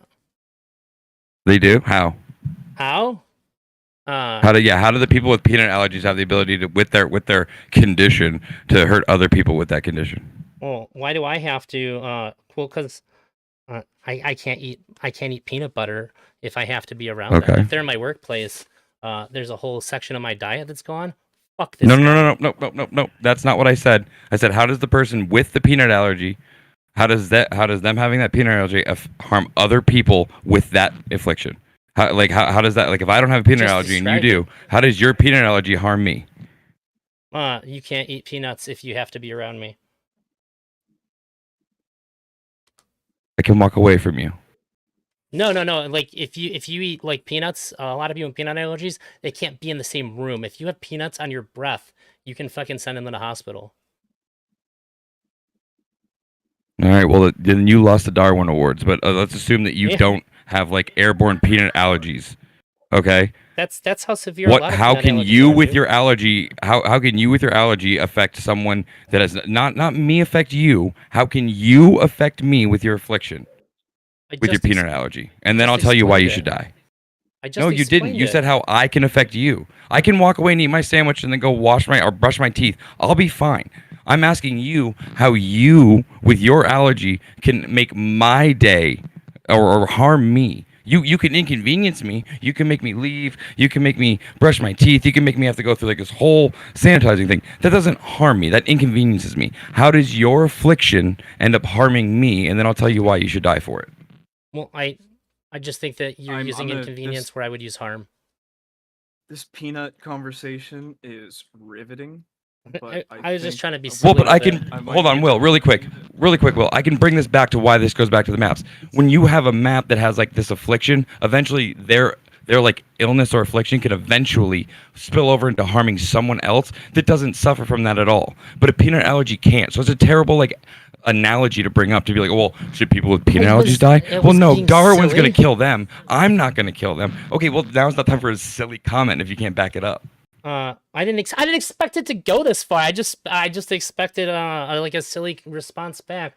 But no, everybody has the potential to rape and kill anybody, really. The potential to do harm isn't what we care about. Everybody has that potential. Okay, Like so that's not Andre Brad, he's been really dank in the chat. He said you wanted a more efficient preventative method. Excuse me. You said you wanted a more efficient prevention method. I just don't believe that that is your real position. You just don't like punitive justice, which is fine, but make that argument. So I think that maybe that might be right in some regards. You know, there theoretically could be like we could turn up the dial on the anti-pedometer like as high as we could possibly go, and we could figure out a way to like effectively eliminate 100% or as close to 100%. You know, no. You as just make them possible. hide better. You think So you would just make them hide better? yeah, so I have a kid, right? And I try to monitor all their phone stuff because people are fucking crazy on the internet, and especially teenagers. I have a teenager, so if my kid knows how I'm watching their phone, they're gonna be more careful, right? I have seen it in real time. Anytime I take like certain steps and they get revealed, my kid gets better and better at it. It doesn't matter. If somebody knows that you're watching them, uh, and you're trying to figure them out, they're going to get better at hiding what they do. You just look at any kind of crime. When police develop tactics to catch certain kinds of criminals, those kinds of criminals are going to develop new tactics to avoid getting caught. When you put a target on somebody's back, they're going to do everything they can to develop new ways of removing that target, of obscuring your view of them. You're going to train them I to guess get better at you not knowing. I think that theoretically, if we just had very, if we just went max on the kill, we just said if we find out you do anything for any reason, if you even think it, we kill you. And let's say we had the technology to like I could like imagine a world. I want us to like just imagine this world, okay, where we figured out how to do this, and we can basically just like snap our fingers and kill all the pedos. All right, say theoretically, or kill You anybody put a with chip this in kind of anybody as soon as attraction. you have a pedophilic thought, you're dead. Sure. Boom. So what that would be was that would be theoretically like one of the most like effective ways of getting rid of this problem. But I think what we're trying to really figure out is what's like the most empathetic way of getting rid of this problem, which is which has a different answer.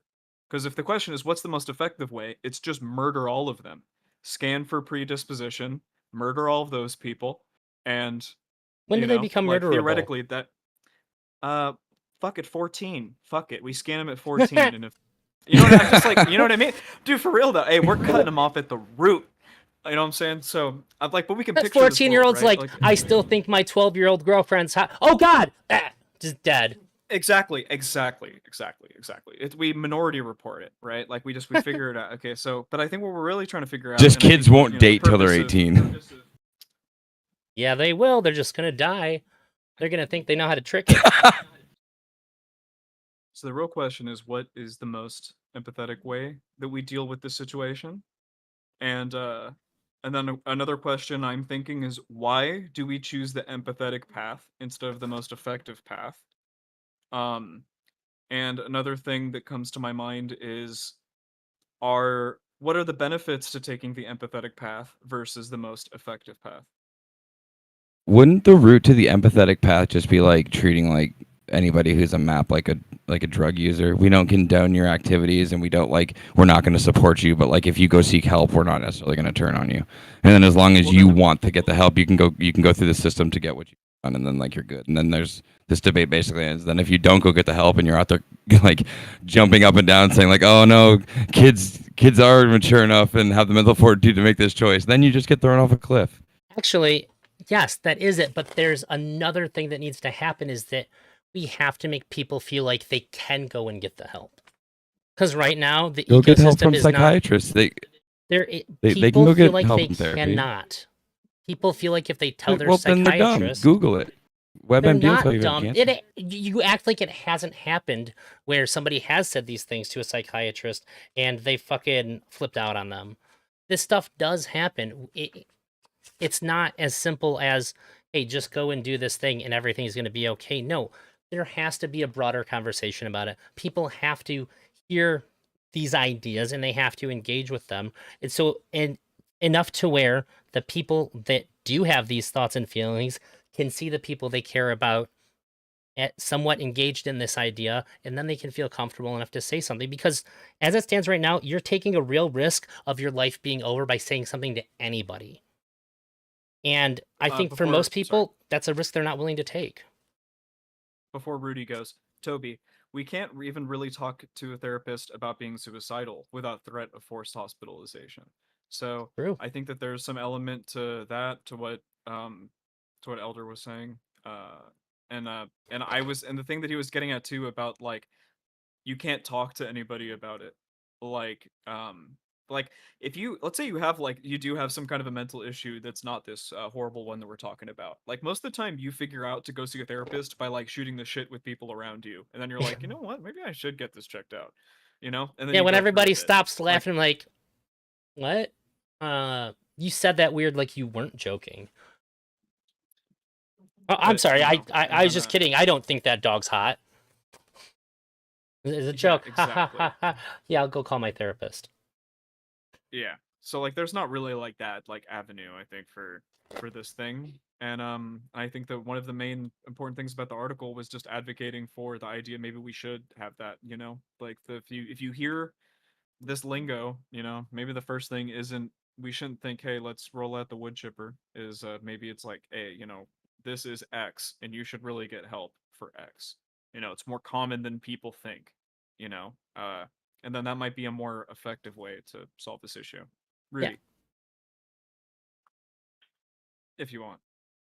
I mean, I definitely I know I definitely agree with like what you just said. I don't feel like that's not the case that we currently have now. Like you can have an open conversation about this stuff. Just because we think, like, yeah, if you say that you're gonna harm yourself in therapy or something like that, your doctor can like put you in a medical state if they think you're actually going to like go, like you're actually gonna hurt yourself. But like most of my family's in therapy, and they do have suicidal thoughts, and they do tell their therapist that. And guess what? None of them have spent time in a hospital. Like Okay. it's that's not the case. Now, if you do threaten to harm somebody, or you say that I feel like I'm going to go kill my brother or something like that, yeah, then your doctor has an obligation to report. But if you feel like you have an immoral, you're basically telling me that if you're someone who finds dogs attractive, you don't deep down know that that is an immoral or taboo thought, and that that's something that you might want to get help with, but you might ignore that thought. You're telling me that they don't have that thought. Even drug users know that that what they're Okay, doing isn't right, you but they can't still come do up it. with a I get it, but comparison. like There is no comparison. There is no person who is more hated on this planet than a map. No one. Murderers can go to prison and come out, and there's going to be more people who are going to be accepting of this person. You did your time. Welcome back to society. you're talking about offending maps. I'm talking about people who I am I thought we were talking talking about non-offending too. So the only thing that people hate more than non-offending maps are offending maps. They are bottom of the barrel. go to the They are places where those most people can get hated. help. Why? I'm not saying start a YouTube channel. I'm saying go to the people that can help you. There are support networks for these people. Just because you're too afraid to go into it doesn't make it Okay, so not available to you. we do know that it is the case that most of these people do not feel like they have any avenues for this. There That are doesn't make it not available. okay. Well, I don't know why I feel like we're having some kind of a weird discrepancy here. Like Yeah. to Rudy, I personally am of the opinion that I think that people that are of this, that suffer from this issue, I think that the majority of these people do not feel like they can get help. Do you feel this way? I do. I do think that that's true. That they feel like if they go and admit it to anyone, that either they don't want to admit it to themselves out loud because that's hard for anyone to do, and B, yeah, I'm sure they think that it's so taboo that if you were to go get help, that you might get subjugated or like cast aside. Yeah, sure. Oh, that's Okay. then giving the solution, just go do it anyways. If you think that's going to happen, you can't. Your argument is basically that these things don't exist, but they do, and you're telling me that these people don't have No. are like just My are too argument afraid is to go that do it. But that doesn't mean that it doesn't exist already. I'm saying that sometimes it can work for people, but there is a chance that if they do talk to people, if they talk to the wrong person, and that it doesn't go well for them. So the solution would be to broaden this idea that it is good for them to get help. That if somebody reaches out to you about it, that you don't reach for a weapon, you reach for a phone and get them in contact with somebody who can help them. Because we do How know many? for a fact that maps that get help have a significantly reduced chance of offending than ones that don't. But Elder, the problem is that it sounds like you're talking about offending maps versus that, and then you say you're talking about non-offending maps. Non-offending maps aren't getting murdered on the street. Offending maps are. But Most I'm of the not time, seeing people stories. find out that somebody's a map because they offended. The majority of the time, they don't find out because they open up to them. Right. That's what. I don't know where the Well, confusion just is. by the numbers. Well, just by the numbers, right? If like Yeah. 1% of the entire population is X, then that means that like there's that like, and we're not seeing like those kinds of numbers going to therapists, Yeah. saying that they need help, then that by definition means that there's a whole swath of those people out there that aren't seeing them. And then we can debate why is it that they're not seeing people? Is it because they don't want to? Is it because they feel that there's stigma to go do it? I only have 15 more minutes here, but I want to Yeah. try and steer this in a direction that maybe will be a little more fruitful for conversation. I think we all agree on the way that things currently are, and I think that we all kind of agree on like where it to go. We would like there to be less, offenses overall, right? And then I think we all agree Yeah. that maybe one of the best ways that we could decrease offenses would be to get these people to see help, right? And Yeah. we can debate, and I think for the most part we agree that the help exists, but the main issue is that they don't want to go seek the help. I think. I think we're all here on this. They're thinking or we're they're guilty. scared to seek the help. I don't want to say they don't Or they're want to seek scared. the help. Yeah, They yeah. could be scared. It's fine. Like I'm not Yeah.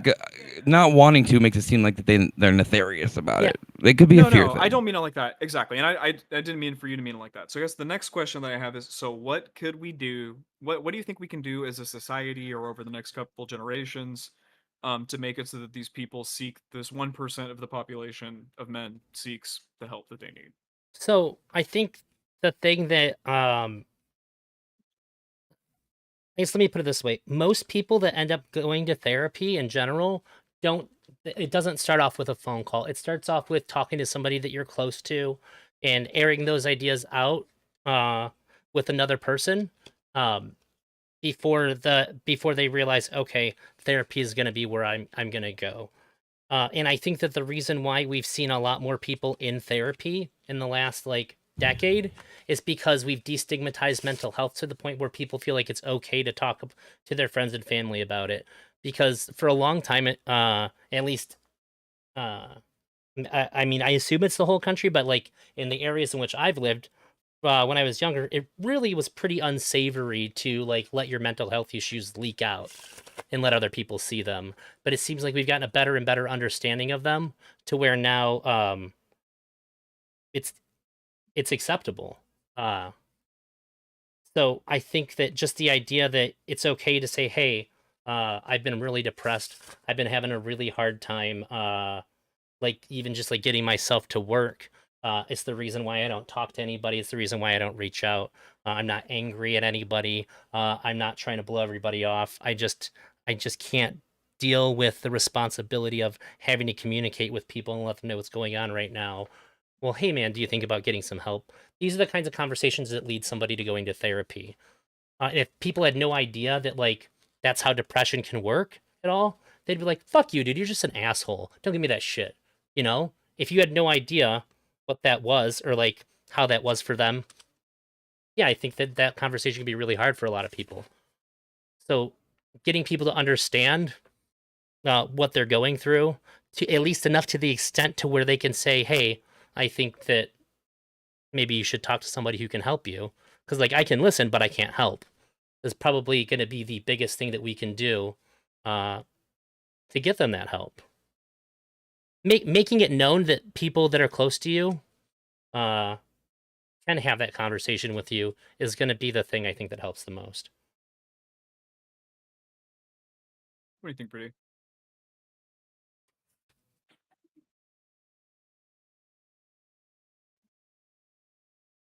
I'm not gonna lie to you. I'm still thinking on that.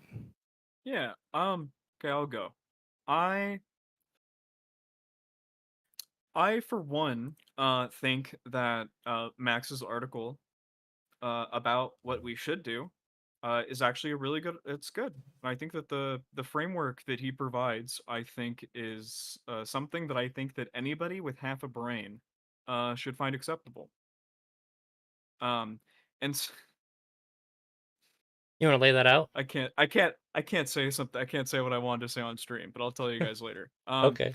The the like for I'm just gonna go through the 5 points really quick. Be kind.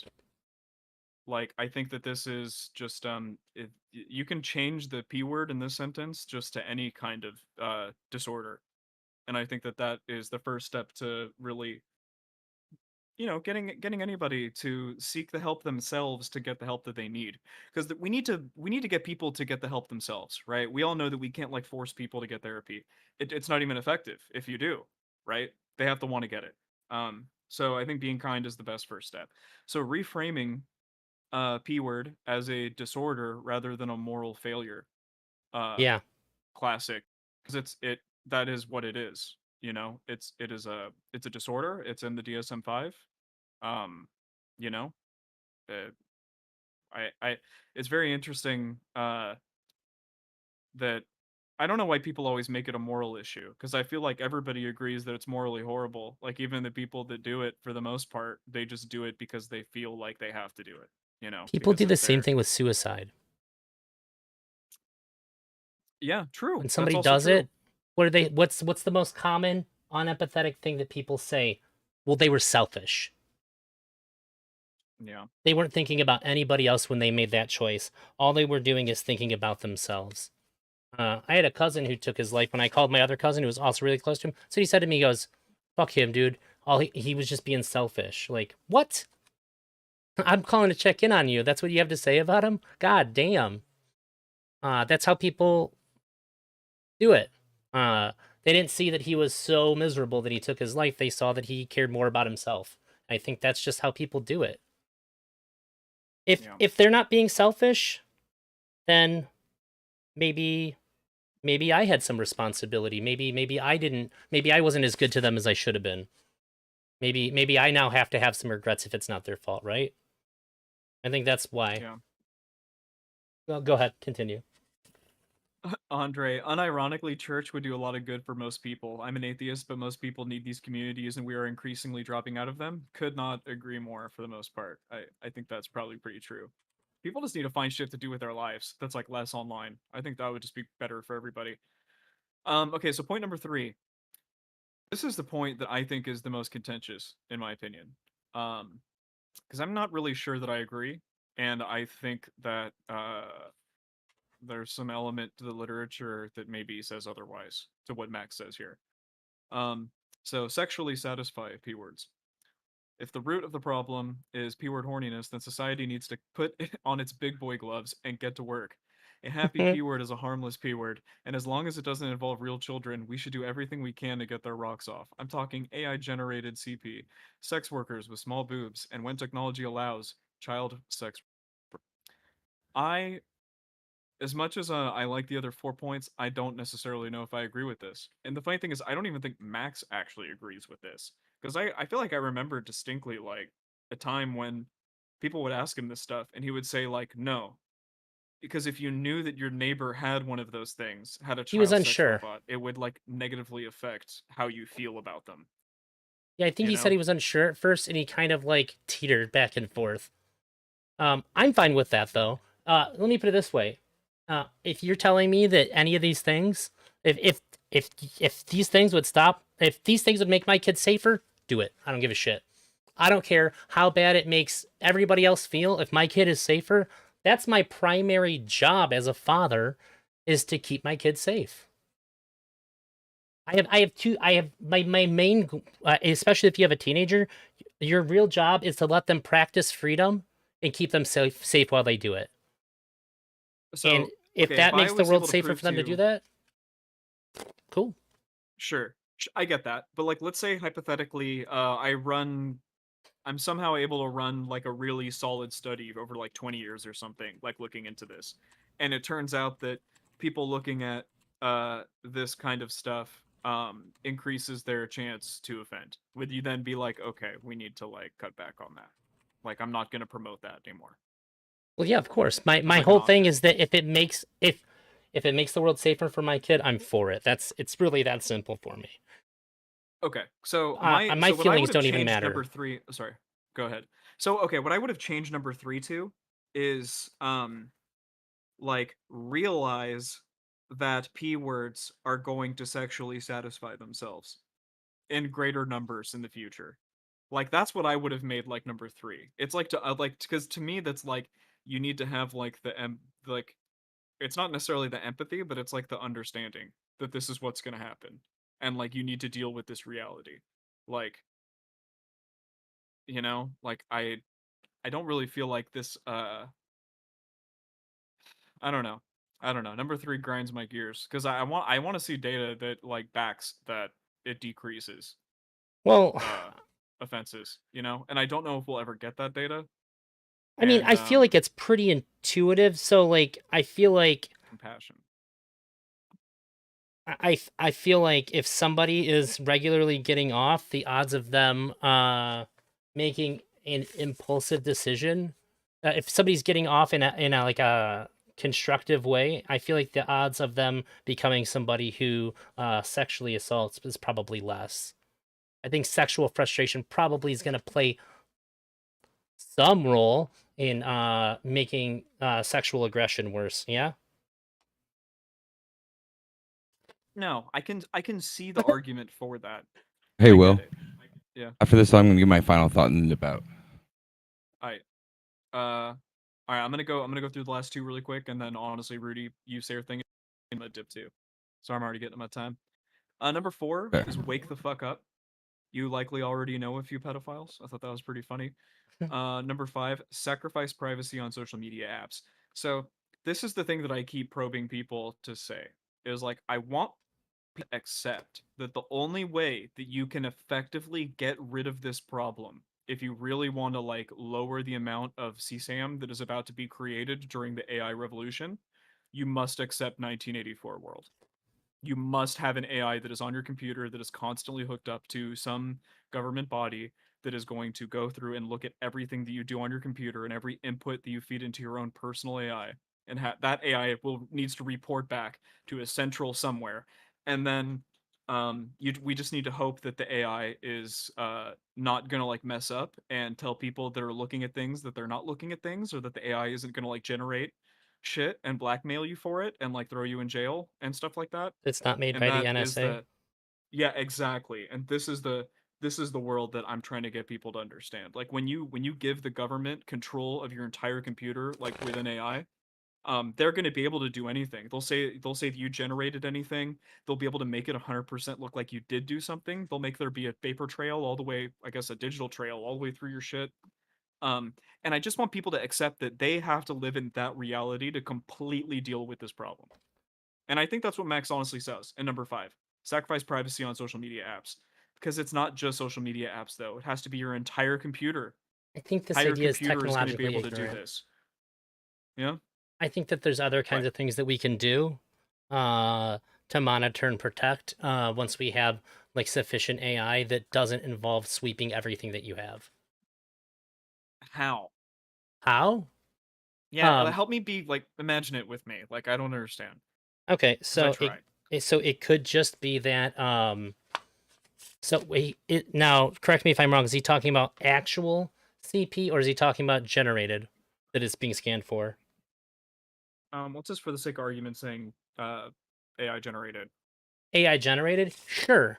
So you can have something that can only so like any kind of software that would scan for this can literally just only scan for a signature that would be just like, let me put it this way. If you made an industry standard that you have a marker for anything that might be this on AI generated imagery, like a digital marker, if you made an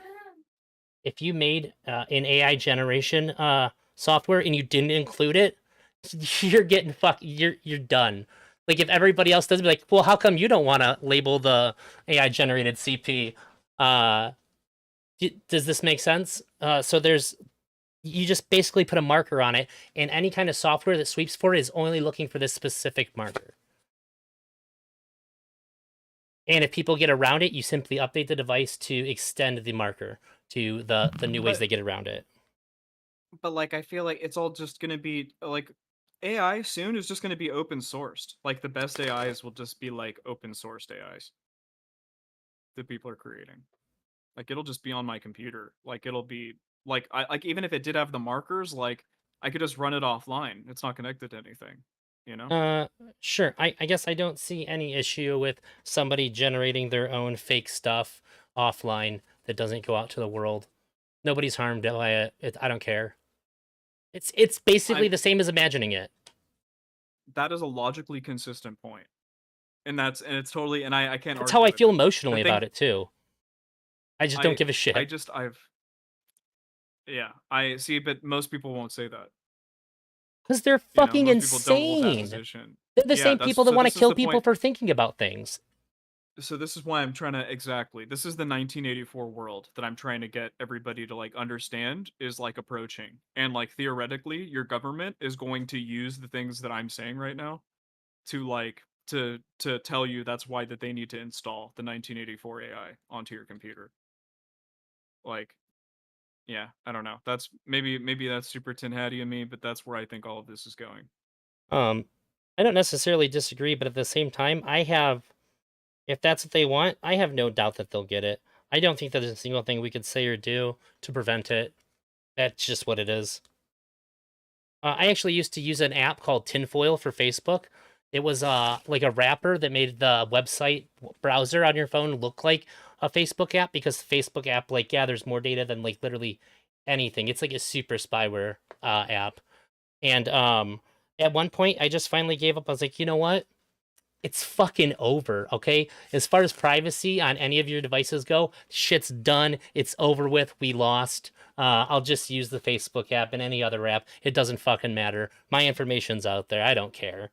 Like, I didn't have anything anyways. I just, like, hated the idea of willingly giving this company all this information.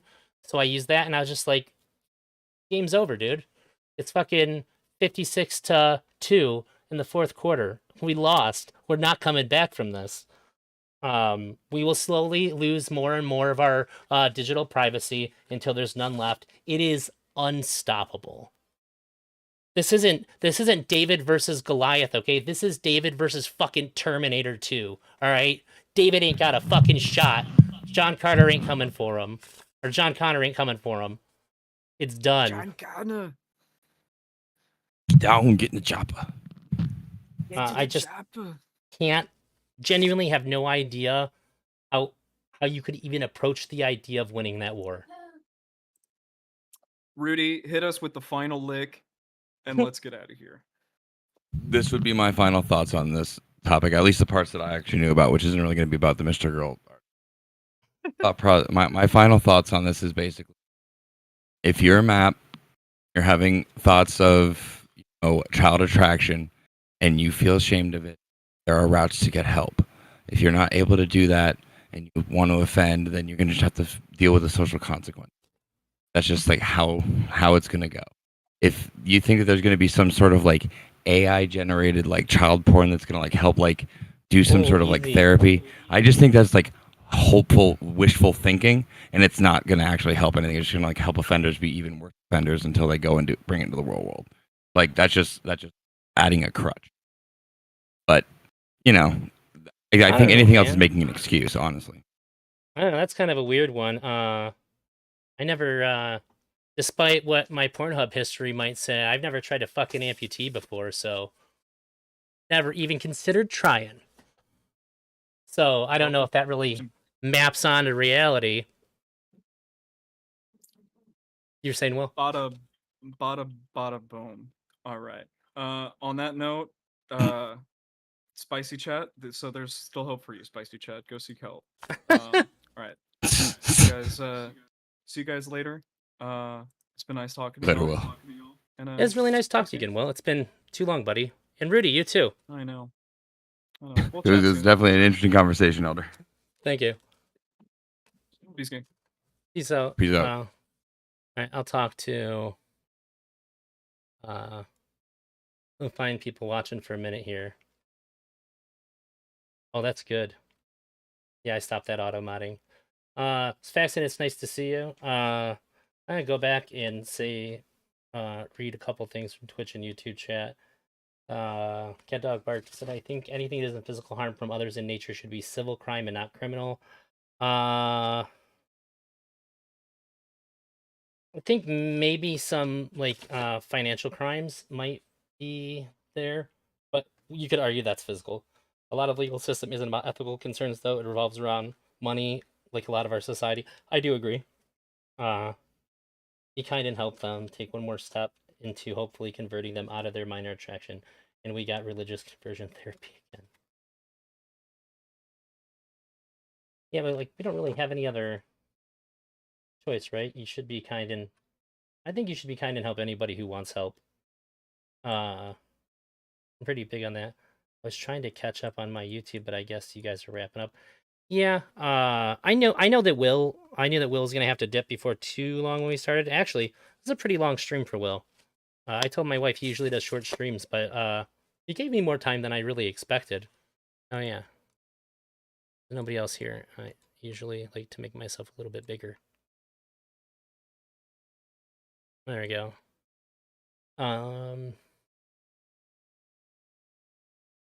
Oh yeah, and this Faxon earlier said, "Well, this is a live discussion from the two OG Mr. Girl documentarians. My favorite two." He corrected that he feels like he's in the Mr. Girl uh, voice chat again. I'm glad we could bring you back to it.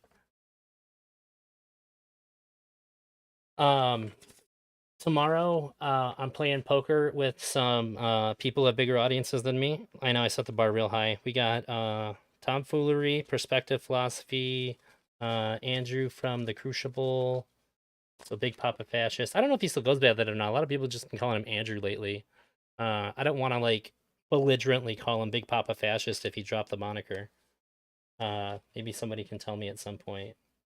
I was just illustrating where religious people are coming from. I typically get framed as hating these people, but their goals are to help them. Sometimes. Yeah. I never mind when a religious person genuinely is trying to reach me from their religious perspective.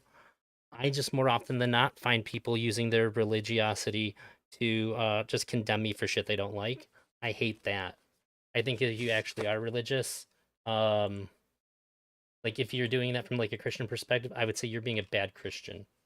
You shouldn't use like your faith in God as a you shouldn't wield it as a weapon against people. I think that's particularly condemnable. Uh, like if you believe in God, you should have more respect for God and uh, his fellow creations to be doing stuff like that. There are a lot of bad religious people for sure. Yeah. Um, I guess maybe just having like that special feeling of like being special because you're religious is kind of like a corrupting thing. Thinking of non-religious people of religious people is always negative in order to get their way. Uh, I try not to let it be. I do like I definitely have some biases towards religious people, but I think I've been doing a lot better with it. I've been meeting a lot more people that I didn't know were religious, and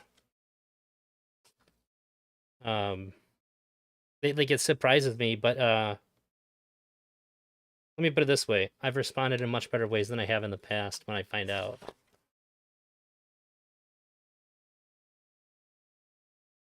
Oh yeah, normally I wouldn't read always as always, but with you I do because you're really specific. After the poker thing, I got a guy who's been a viewer for a while. I haven't seen him in a bit, but he pops in now and then. He used to be a lot more regular. Sid Machinery and I are going to talk about the political parties in Germany. We talked about it before, but I kind of want to look at it through this lens of how consistent are these parties and are they doing their job in insofar as giving the people what they want without also making them like sign on to things that they really don't want. Perspective philosophy is top G. I love perspective philosophy. I feel like I was kind of like not.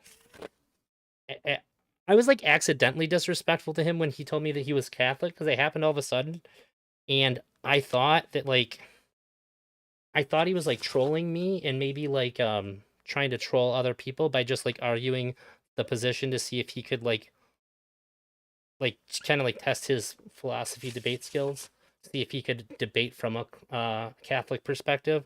No, I guess he actually is. So he didn't take offense. Yeah. Uh, Thanks for being here, Cat Dog Bark, and I always appreciate you moderating.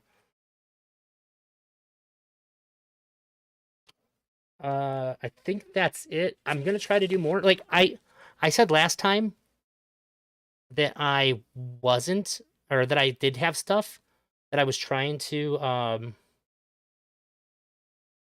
do more streams and I had stuff planned. I really did, but people just kept canceling like at the last minute. So it wasn't due to my lack of trying. I just I planned them out. I was ready, and then they just didn't fire. So this week seems like it's rolling along pretty good. Hopefully the poker stream tomorrow goes good. Half of the pot's gonna go to charity, and I think we're gonna give the rest of it. If there's only 4 of us, probably just first will take it. But if there's like 5 or more, we'll try to do like first and second, get split the remaining 50% of the pot. That'd be pretty cool. Even if it's just like second place gets their money back and first place gets the rest, I don't really care. The main point is that we'll be doing it for charity. During that stream, if you donate anything, unless you specifically say you don't want it to go to the charity, because I don't want to force anybody to give money to a charity they don't believe in. But if you donate to me, I will take the money that gets donated to me during that stream and put it towards the charity that the poker event is for as well. The winner gets to pick the poker or the charity that it goes to, but all of the charities were selected by that we can pick from were selected by Perspective Philosophy, and they are all vegan approved. They're not all necessarily like Christian backed, even though he's Christian, but they all are ones that don't violate any vegan ethics. That was his choice, not mine, but I support that choice. That makes me feel a lot cooler about donating to the charities too. I think that's it. Probably raid out. I might do some poker streams this weekend too, and just kind of hang out and bullshit. I am going to be looking for more people to talk to about some of this political stuff. I might get down on like a panel or something about the Republican debate if I actually watch it. I'll see what's up. What do we got? Who's streaming? Jesus. You know what? You guys, I'm gonna send you over to Scooty Puff Jr. And he is legitimately the funniest streamer on Twitch. I absolutely love him. If you've never seen his stuff before, you're fucking welcome. The man's a gem. Also, follow him on Twitter. It's like @micropeener.